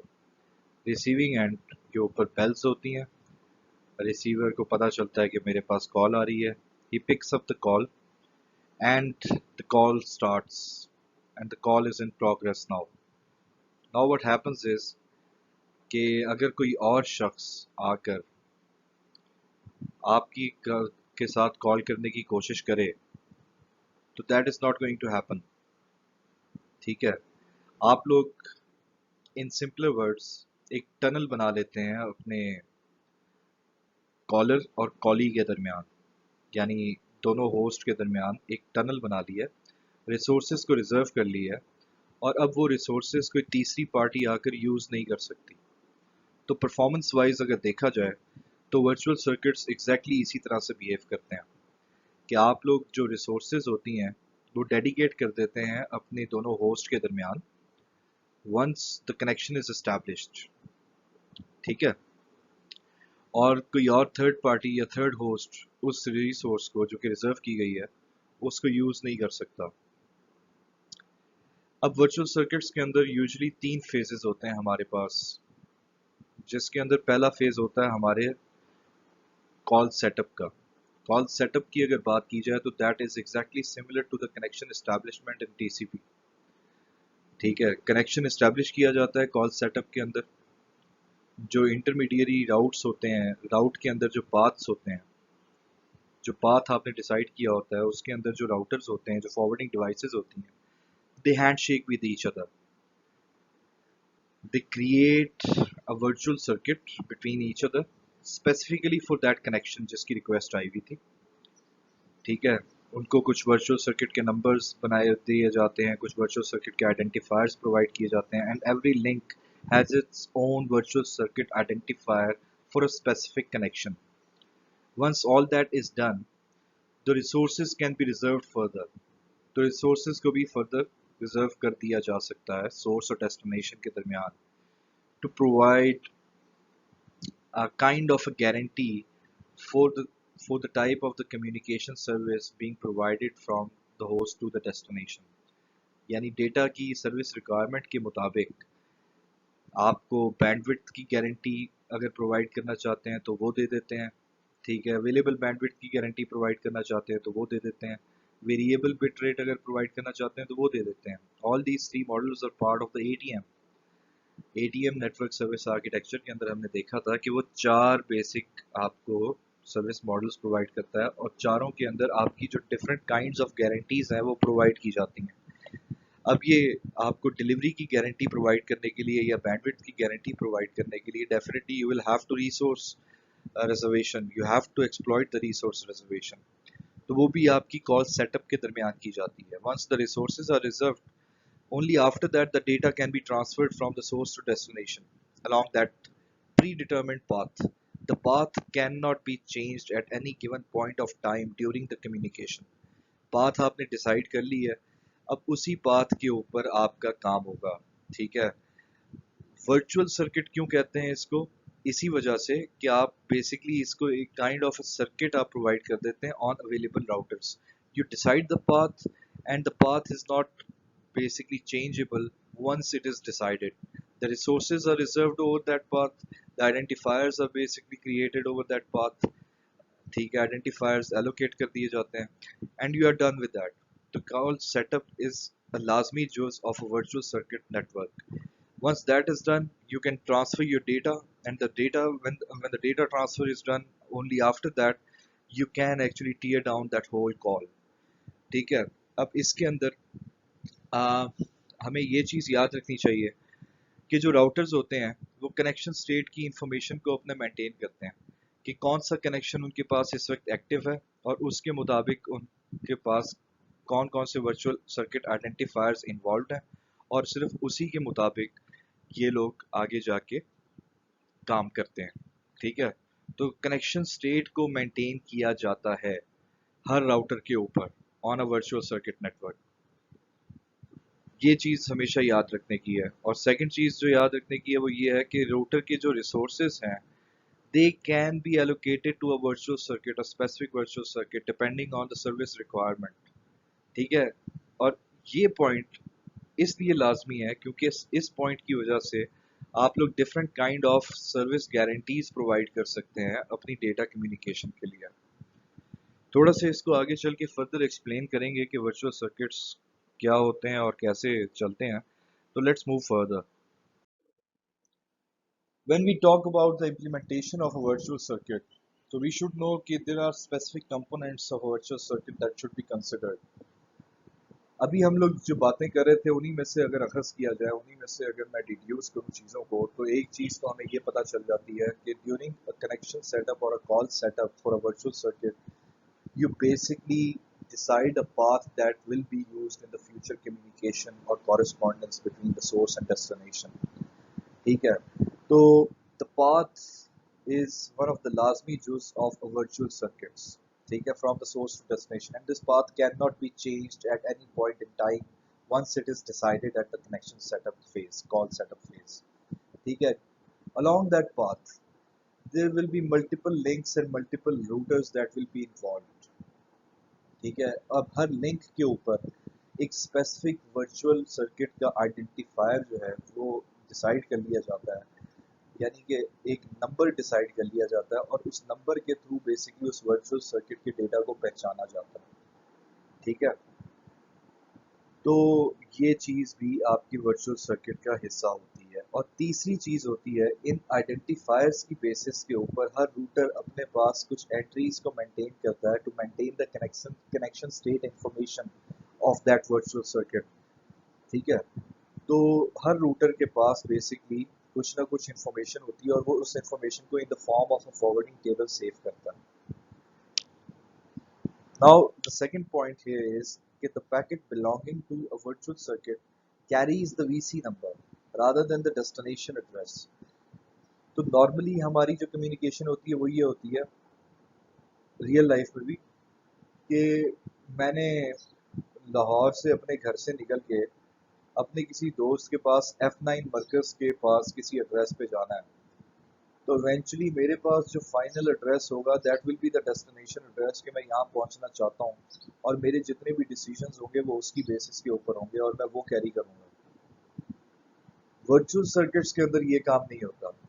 वर्चुअल सर्किट के अंदर डेस्टिनेशन एड्रेस आप कैरी नहीं करते, आप जो कैरी करते हैं वो आप वर्चुअल सर्किट का आइडेंटिफायर कैरी करते हैं और उस आइडेंटिफायर के कैरी करने की वजह से होता ही है कि हर रूटर के ऊपर एंट्री होती है और वो एंट्री जो है वो वर्चुअल सर्किट आइडेंटिफायर की बेसिस के ऊपर होती है और उसी के मुताबिक आपके डेटा को relevant next link of that same virtual circuit forward कर दिया जाता है। इसको हम लोग अभी अगली एग्जांपल के अंदर एलैबोरेट भी करेंगे और इससे आपको ज़्यादा क्लैरिटी भी होगी कि बेसिकली आपका जो पैकेट है वो ट्रेवर्स कैसे करता है किसी भी वर्चुअल सर्किट के अंदर। Let's take an example for the further clarification of how virtual circuit network works and how the data is transferred from one point to another or from source to destination. यहाँ पे आपको एक diagram ऊपर नज़र आ रही है छोटी सी, और उस डायग्राम के ऊपर आपको दो होस्ट दिखाए गए हैं और उन दोनों होस्ट के दरमियान आपको एक कोर नेटवर्क दिखाया गया है विच कंसिस्ट ऑफ 4 राउटर्स। तो यहाँ पे जब कॉल इस्टेब्लिश हो जाती है, फॉर एग्जांपल कॉल सेटअप आप क्रिएट कर लेते हैं, तो एक तो पाथ आपकी डिसाइड हो जाती है कि आपने पाथ कौन सी लेनी है। तो यहाँ पे पाथ जो डिसाइड हुई है that is highlighted in red colour over the existing links. ठीक है। उसके अलावा यहाँ पे ये चीज़ डिसाइड हो जाती है कि किस लिंक के ऊपर कौन सा वर्चुअल सर्किट का नंबर यूज़ होगा, वीसी आइडेंटिफायर क्या होगा। तो यहाँ पे अगर मैं लेफ्ट टू राइट की बात करूँ तो पहला लिंक जो है it consist of the VC identifier 12, the second one has the identifier 22 and the third one has the identifier 32. That is just for illustration purposes, इसके अलावा भी और भी कोई नंबर हो सकते हैं। Now what will happen is कि अगर मैं एक राउटर के ऊपर बात करूँ तो हर राउटर के ऊपर भी यही काम हो रहा होगा बाय द वे। तो राउटर बेसिकली इस इंफॉर्मेशन की बेसिस के ऊपर जो कि कॉल सेटअप के अंदर आपने डिसाइड की थी, which was the path and the VC identifier numbers and the resources that were reserved, इनकी बेसिस के ऊपर राउटर अपना एक टेबल मेंटेन करता है और उस टेबल को हम कहते हैं फॉरवर्डिंग टेबल। तो उस फॉरवर्डिंग टेबल के अंदर जब मेंटेन किया जाता है तो वो कुछ ऐसे किया जाता है जिस तरह से यहाँ पे आपको दिखाया जा रहा है कि लेट्स से कि मेरे पास डेटा आ रहा है और जा रहा है लेफ्ट वाले होस्ट से टुवर्ड्स द राइट वाला होस्ट। तो डेटा जो इनकमिंग होगा पहले राउटर के पास, वो इनकमिंग होगा इनकमिंग इंटरफेस 1 के साथ, और इनकमिंग जो वीसी आइडेंटिफायर होगा वो मेरा होगा 12। ठीक है। अब राउटर ने इसकी इंफॉर्मेशन जो ऐड करनी है वो ये है कि अगर तो मेरे पास इनकमिंग लिंक 1 के ऊपर से इनकमिंग वीसी आइडेंटिफायर 12 के ऊपर से डेटा आता है तो मैं उसको आउटपुट करता हूँ आउटपुट लिंक 3 के ऊपर विद द वीसी आइडेंटिफायर 22। ठीक है। तो जब भी इनकमिंग डेटा आएगा it will search for the entry of the incoming data in this forwarding table, और फॉरवर्डिंग टेबल की एंट्री जिसके लिए मैप हुई होगी उस हिसाब से उसको फॉरवर्ड कर दिया जाएगा। नाउ लेट्स से कि इनकमिंग डेटा आता है मेरे पास from the left host towards the right source.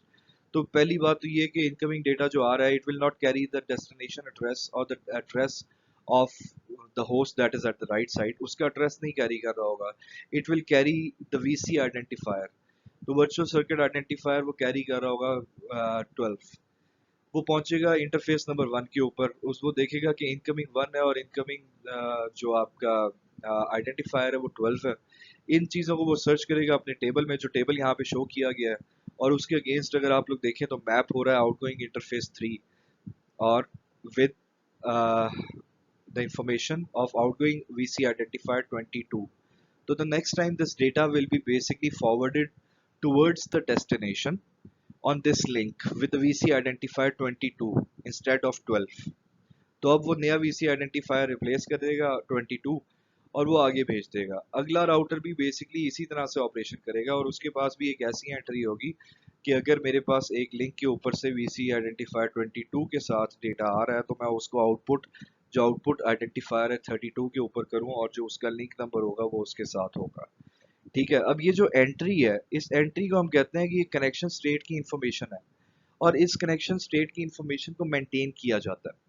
ठीक है। ये कनेक्शन स्टेट की जो इन्फॉर्मेशन है ये सबसे पहले फॉरवर्डिंग टेबल में डाली किस टाइम पे जाती है, जब कॉल सेटअप कर रहे होते हैं आप और ये सारी चीज़ें डिसाइड हो जाती हैं तो हर राउटर ने अपने पास एक एंट्री सेव करनी होती है। तो ये जो एंट्री आप लोग सेव करते हैं ये कॉल सेटअप के दौरान करते हैं। ठीक है। तो आपने वो अपने पास सेफ रखनी है और मेंटेन्ड रखनी है जब तक कि आपका इस कनेक्शन के ऊपर डेटा ट्रांसफर कंप्लीट ना हो जाए। Once the data transfer is complete तो कॉल टीयर डाउन का मेरा ऑपरेशन जो थर्ड फेज है वर्चुअल सर्किट्स का वो इनिशिएट हो जाता है और टीयर डाउन के दौरान मैं इन एंट्रीज को अपने राउटर के फॉरवर्डिंग टेबल से रिमूव कर देता हूँ। ठीक है। That's how you basically maintain the connection state information for the virtual circuit networks. I hope this example clears up some of your questions, and if you have any more questions you can always ask me on WhatsApp or Microsoft Teams class channel.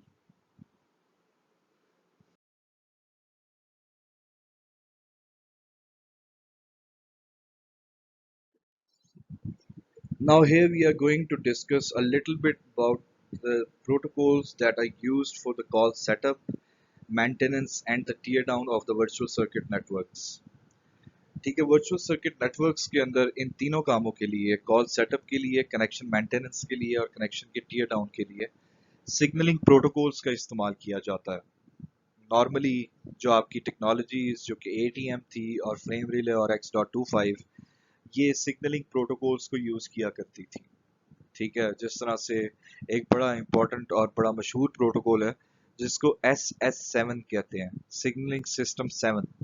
If you have any spare time just go to Google and search for this SS7। तो ATM के अंदर SS7 का protocol use होता था for signalling as a signalling protocol, and that was basically responsible for initiating the call setup, its maintenance, and its tear down in a virtual circuit network. We don't use it anymore. ठीक है, तो what used to happen was कि एक host ने दूसरे host की तरफ data भेजना होता था, तो sender host use to initiate a call, और कॉल इनिशिएट की जाती थी, और इनिशिएट करने के बाद एक पाथ लिया जाता था, और उस पाथ के बाद कॉल की इनकमिंग जाती थी आपकी रिसीवर होस्ट के पास। रिसीवर होस्ट उसको एक्सेप्ट किया करता था कॉल को और रिप्लाई किया करता था। Once that reply was received at the sender host, तो सेंडर होस्ट के पास कॉल कनेक्ट हो जाती थी। अब during this process, by the way, this process is the call setup process, and during this process the resources used to get reserved, and the virtual circuit identifiers used to get initiated, and the connection state information was basically written over the forwarding tables as well। ठीक है, only after that the data flow starts। ठीक है, आप data flow start करते हैं, data receive होता है, and once that is done only then you can start the tear down process of the virtual circuit.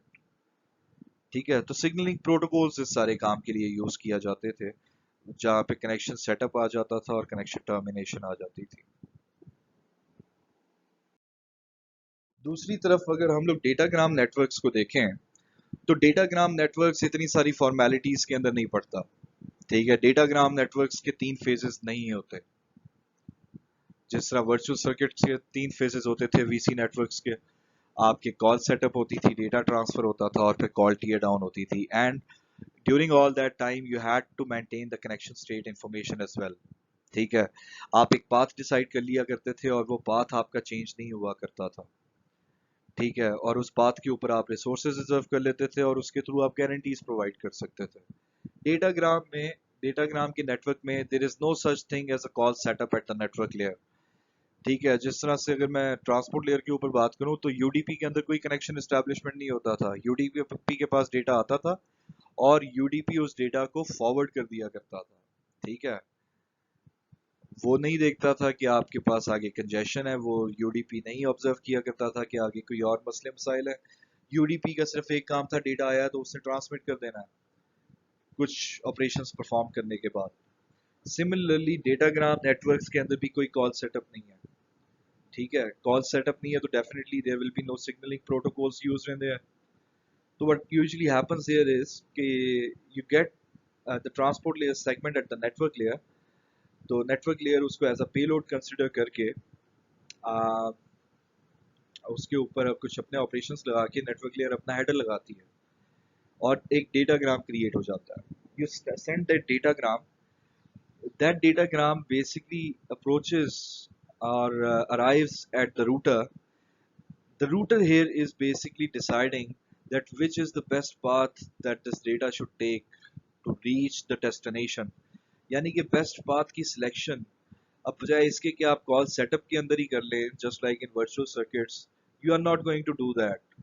ठीक है, आप लोगों ने ये मसले मसाइल आपने कोर नेटवर्क के ऊपर छोड़ दी हैं। आपके रूटर्स जो हैं उनके ऊपर रूटिंग एल्गोरिथम्स चल रहे होते हैं जो कि ऑटोमेटिकली ये चीज़ कंप्यूट करते हैं कि which is the best path that you should take depending on the parameters that you have basically specified. It could be the shortest path, it could be the best path with the best link capacity, it could be the path with the least loss ratio, it could be the path with highest packet delivery ratio, or it could be the path with the least interferences। ठीक है, there are so many parameters on which the routing protocols work। तो यहाँ पे होता क्या है कि आपके पास उन प्रोटोकॉल्स की बेसिस के ऊपर रूटर्स अपने नेबर्स के साथ मैसेजेस शेयर करते हैं, और उन मैसेजेस के शेयर करने के बाद हर रूटर अपने आप को अपडेट करता है, डिसीजंस लेता है, और उन डिसीजंस की बेसिस के ऊपर फॉरवर्डिंग टेबल को पॉपुलेट कर लेता है। एक डेटा इनकमिंग आता है, अब उसने उस इनकमिंग डेटा को किसी अप्रोप्रिएट लिंक की तरफ फॉरवर्ड करना है। तो ये जो फॉरवर्डिंग का डिसीजन है, ये हमने पहले भी डिस्कस किया था। इसके लिए आपको फॉरवर्डिंग टेबल के पास जाना पड़ता है और वहाँ पे अपनी एंट्री को सर्च करते हैं। और उस एंट्री के मुताबिक आप अप्रोप्रिएट आउटपुट लिंक की तरफ उस डेटा को फॉरवर्ड कर देते हैं।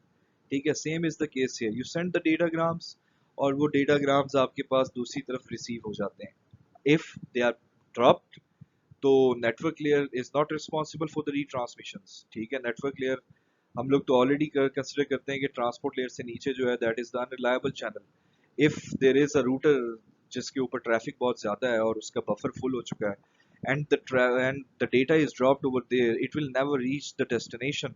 So what will happen is the retransmission will be basically managed by the transport layer at the sender side. ठीक है, सेंडर ने एक टाइमर लगाया होगा and the sender will wait for an acknowledgement. If the acknowledgement is not received, it will consider that the packet was lost and the transport layer will be responsible for the retransmission of that segment. तो उस segment को दोबारा से network layer को दिया जाएगा, network layer उसका दोबारा से डेटाग्राम बनाएगा और उस डेटाग्राम को ट्रांसमिट किया जाएगा। So the losses they are basically managed at the transport layer and not the network layer. And the packets that are forwarded here, they are forwarded using the destination host addresses instead of the VC identifiers. You might remember in the virtual circuit networks what used to happen was कि आप लोग instead of the destination address आप लोग virtual circuit number जो है वो carry करते थे in the datagram और उस वर्चुअल सर्किट नंबर की बेसिस के ऊपर आपका एक लिंक से दूसरे लिंक के ऊपर फॉरवर्ड होता था with in the virtual circuit. यहाँ पे ऐसा कुछ नहीं होता, यहाँ पे जितने भी डिसीजन लिए जा रहे हैं वो इवेंचुअल आपके डेस्टिनेशन के एड्रेस, जो डेस्टिनेशन होस्ट है उसके एड्रेस की बेसिस के ऊपर डिसीजंस लिए जा रहे हैं कि मैंने इस डेस्टिनेशन तक पहुंचना है, तो इस डेस्टिनेशन तक पहुंचने के लिए हर राउटर ये डिसाइड करता है कि मेरे पास इसके लिए बेस्ट रास्ता कौन सा, और उस बेस्ट रास्ते के मुताबिक जो रेलेवेंट आउटपुट लिंक होता है उसकी तरफ उसके डेटा को फॉरवर्ड कर देता है। तो the datagrams can take maybe just one single path for all the communication flow, or they may take multiple communication paths for the same flow.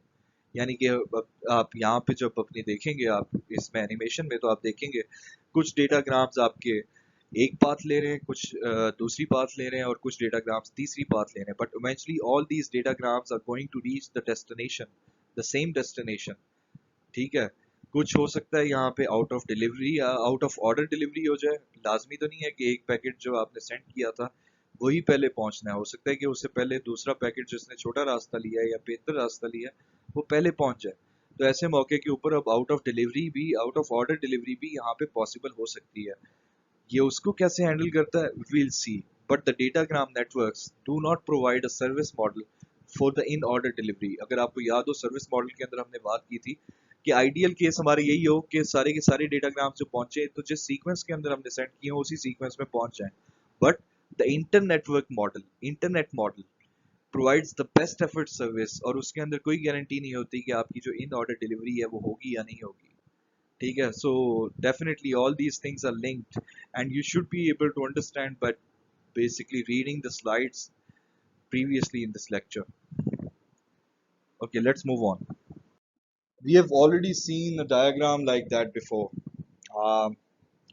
एक छोटा सा कॉन्सेप्ट इसमें मैं ऐड कर दूं, यहाँ पर डेटाग्राम फॉरवर्डिंग टेबल यहाँ पे आपको प्रोवाइड किया गया है। यहाँ पे जो डेटाग्राम नेटवर्क्स हैं उसके अंदर आपकी सबसे पहले तो हमें ये पता होना चाहिए कि राउटिंग के एल्गोरिदम्स चल रहे होते हैं और उन राउटिंग एल्गोरिदम्स की बेसिस के ऊपर और उनकी अपडेट्स की बेसिस के ऊपर आपके जो फॉरवर्डिंग टेबल्स हैं उनको पॉपुलेट किया जाता है। ठीक है, और जो पॉपुलेट किया जाता है अभी हम लोग वही डिस्कस कर रहे थे कि the decisions are made on the basis of the destination host addresses. ठीक है, अब एड्रेसेस कौन से यूज करते हैं डेटाग्राम नेटवर्क्स के अंदर, we all know IP version 4 use कर रहे हैं अभी। ठीक है, तो आईपी वर्जन 6 की अभी मैं बात इसलिए नहीं करूंगा क्योंकि let's keep things simple and most of us are already aware of the IP version 4। तो आईपी वर्जन 4 की अगर बात की जाए तो it is a 32-bit address space for IP version 4.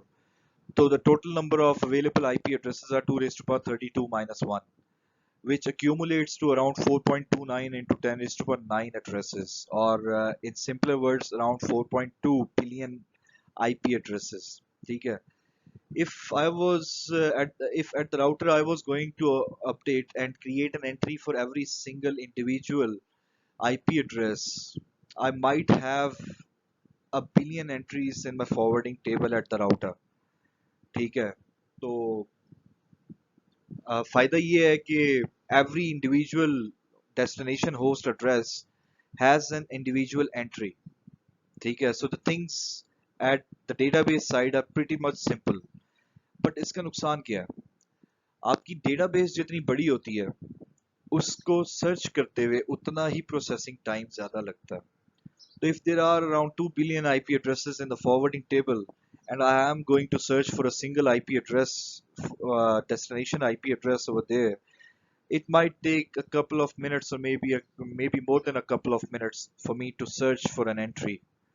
ठीक है, so this is not going to be a possibility if you have to traverse around 13 or 14 routers and every router you are going to take around 5 minutes on an average to search for an entry. तो आप लगा लें कि आपको तकरीबन 1 घंटे से ज़्यादा का टाइम चाहिए होगा सोर्स से डेस्टिनेशन की तरफ पहुंचते हुए, which is obviously not a feasible thing, keeping in mind that the computer networks are really very stringent in the requirements of the timings. Delays वगैरह जो है वो कम से कम होने चाहिए, हमारी कोशिश यही होती है और इसी कोशिश की वजह से हमारे लिए ये पॉसिबल हुआ है पिछले 15 से 20 सालों में कि हम लोग हाई डेफिनेशन वीडियो स्ट्रीमिंग और ऑनलाइन वीडियो कॉलिंग जैसी स्ट्रिंजेंट रिक्वायरमेंट वाली सर्विसेज को भी बखूबी इस टाइम पे यूटिलाइज कर रहे हैं.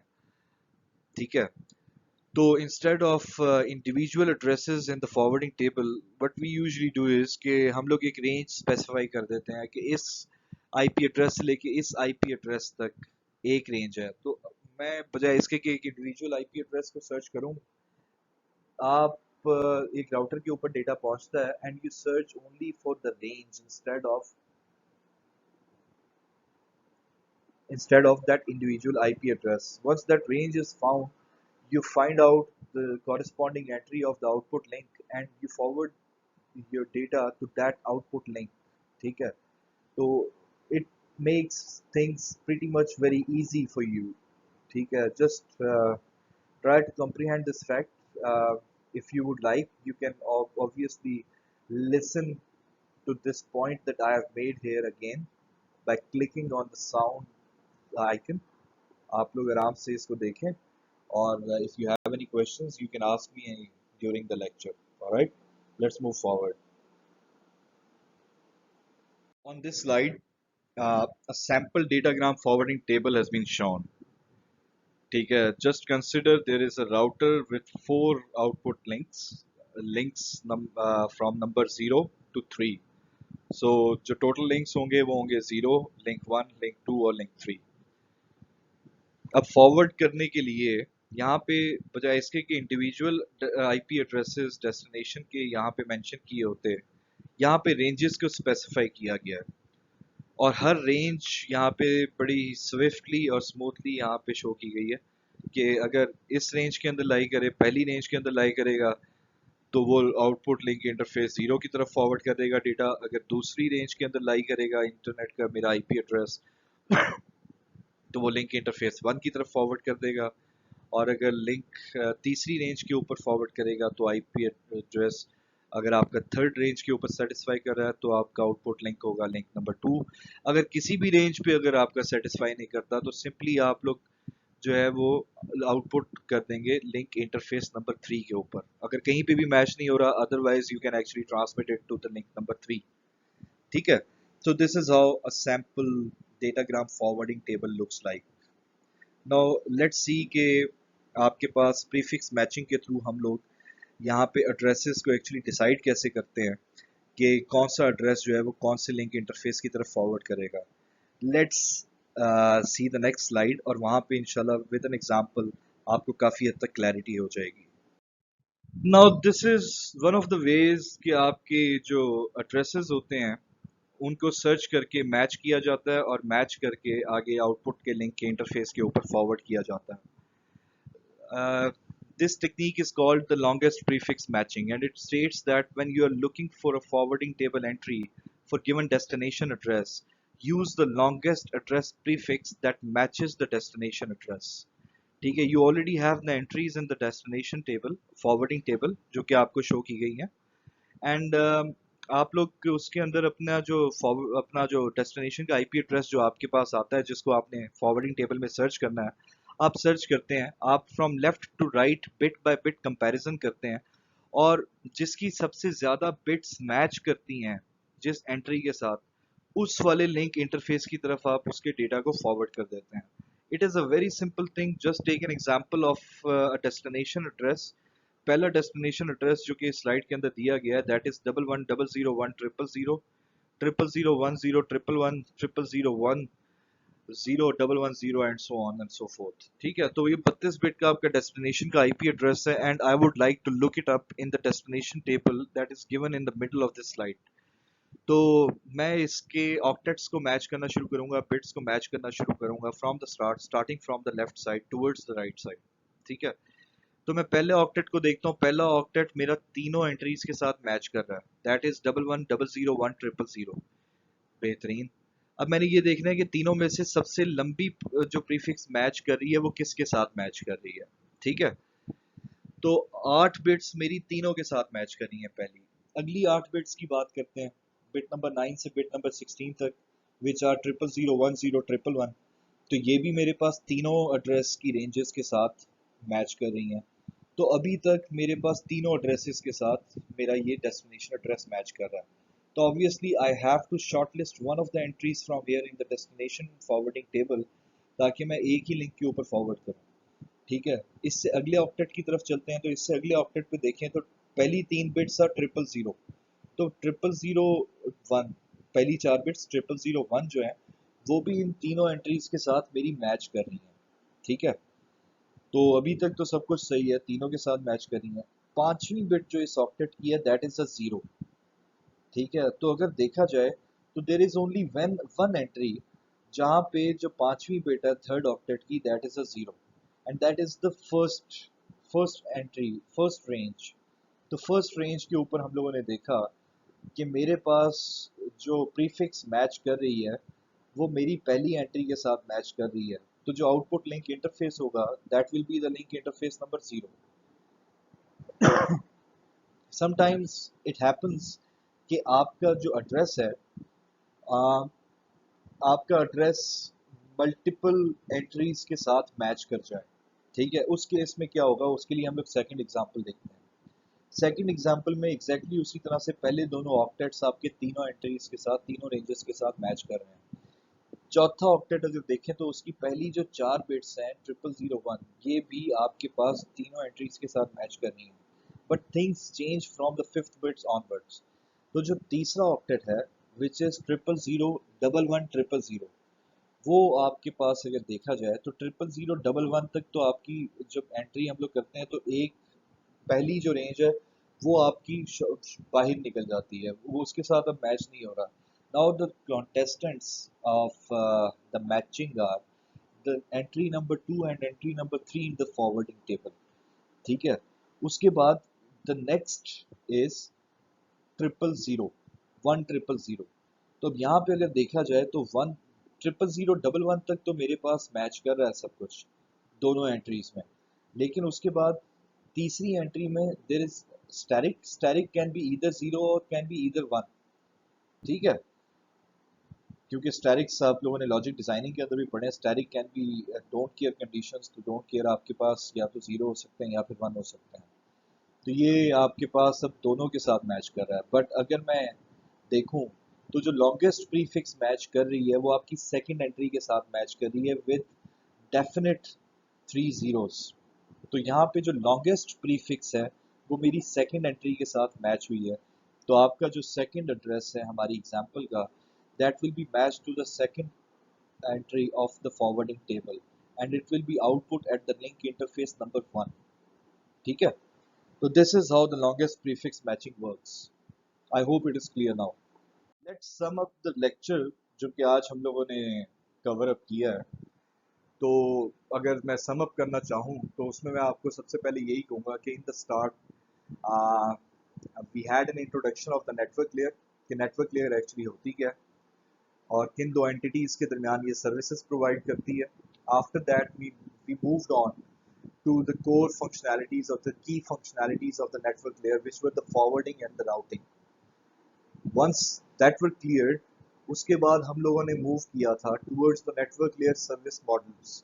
और उसके अंदर हमने देखा था कि इंटरनेट किस टाइप का सर्विस मॉडल प्रोवाइड करता है और आपका एटीएम की टेक्नोलॉजी किस टाइप के सर्विस मॉडल्स प्रोवाइड करती है, किस टाइप की सर्विस क्लासेस प्रोवाइड करती है। That use to include CBR, ABR, VBR, ठीक है, variable bit rate, constant bit rate, available bit rate और यूबीआर।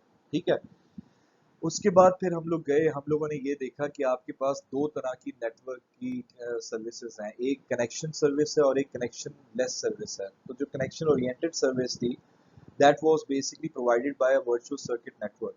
तो वर्चुअल सर्किट नेटवर्क की हमने फॉर्मेलिटीज को देखा, उसके कंपोनेंट्स को देखा और ये देखा कि बेसिकली आपके वर्चुअल सर्किट नेटवर्क्स काम कैसे करते हैं। And then we shifted towards the datagram networks which are currently used in the internet today. तो इंटरनेट के बारे में हम लोगों ने देखा कि इंटरनेट के अंदर जो डेटाग्राम नेटवर्क्स हैं वो किस तरह से चलते हैं, उनके जो डेटाग्राम के फॉरवर्डिंग टेबल्स हैं वो डेस्टिनेशन एड्रेस की बेसिस के ऊपर कैसे होते हैं, उनके कुछ सैंपल्स देखे और उसके अंदर अगर हमने सर्च करना हो तो जो लॉन्गेस्ट प्रीफिक्स मैचिंग का तरीका है वो किस तरह से हमारा काम करता है। तो this is just a brief summary of the lecture that we have covered today. ठीक है, अब इस स्लाइड के अंदर अगर आप लोग देखें तो जो कुछ हम लोग अभी तक देख चुके हैं मोस्टली वही चीजें यहाँ पे लिखी गई हैं। ठीक है, there is a brief comparison between the datagram networks and the virtual circuit networks. The datagram networks are basically provided by the internet service architecture, while the virtual circuit networks are used in the ATM or X.25 or the frame relay technologies, ठीक है, that we used to use back in the day. But currently, the internet is the best effort service which provides no guarantees and no congestion feedback. ठीक है, ये चीज़ आपने याद रखनी है।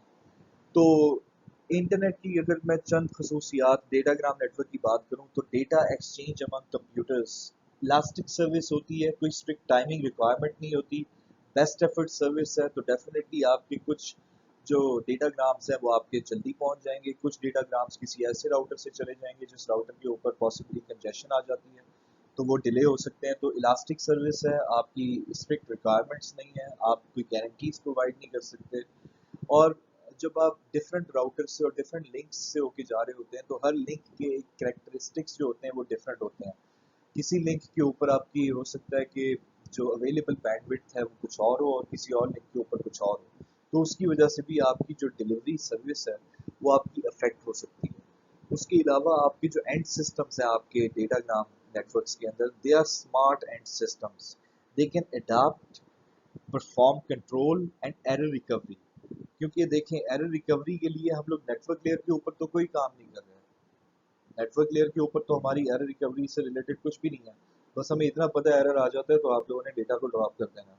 जो एरर रिकवरी है वो आप ट्रांसपोर्ट लेयर के ऊपर होस्ट सिस्टम्स के ऊपर आप लोग देख रहे हैं, क्योंकि जो ट्रांसपोर्ट लेयर है वो आपकी कोर नेटवर्क पे नहीं चल रही होती, वो आपकी होस्ट सिस्टम्स के अंदर चल रही है। तो होस्ट सिस्टम्स के ऊपर जो ट्रांसपोर्ट लेयर है that is responsible for the error recovery, error detection. ठीक है, and that is responsible for the reliable data transfer service between the two application processes, the sender process and the receiver process। ठीक है, relatively इसके अंदर जो आपकी network core होता है उसके अंदर भी एक किस्म की आपके पास complexity होती है, क्योंकि they have to decide by themselves that which is the best path for your destination। ठीक है, बट रिलेटिवली अगर मैं बात करूं अपने वर्चुअल सर्किट नेटवर्क्स के हिसाब से तो आपकी जो कोर नेटवर्क डिवाइसेस हैं they are relatively simple, complexity आपकी ज़्यादा एज के ऊपर होती है। ठीक है, और जो आपका कोर नेटवर्क है दैट इज़ रिलेटिवली सिंपल। जबकि मैं एटीएम की बात करूं तो एटीएम के अंदर कनेक्शन इस्टेब्लिश करते हुए you have to have smart devices और smart layer 3 devices within the core network, जो कि ये डिसाइड करती हैं कि आपके लिए बेस्ट पाथ कौन सा होगा। वो पाथ इस्टेब्लिश किया जाता है, उसके ऊपर virtual circuit identifier numbers maintain किए जाते हैं और फिर कनेक्शन स्टेट की इंफॉर्मेशन मेंटेन की जाती है। ये सारे जो कम्प्लेक्स काम है ये काम आपका वर्चुअल सर्किट्स के अंदर आपके रूटर्स के ऊपर हो रहा होता है। ठीक है, तो आपकी जो कम्प्लेक्सिटी है आपके वर्चुअल सर्किट्स के अंदर वो आपकी कोर नेटवर्क के अंदर होती है, और जो आपके एंड सिस्टम्स हैं दे आर रादर डम in comparison to the devices that are in the core network। ठीक है, I hope this clears up। इस लेक्चर को अच्छी तरह से देखें, इसकी सप्लीमेंट्री वीडियोस को ज़रूर देखिएगा, और सप्लीमेंट्री वीडियोस को देखें, और उसके बाद इंशाल्लाह ताला जब लेक्चर में आएंगे आप, तो आई होप कि you will have some valid questions regarding the topics that we have covered today, or we'll have an enjoyable session where you'll be asking some valid questions. Okay, so best of luck and study on time, please. Thank you.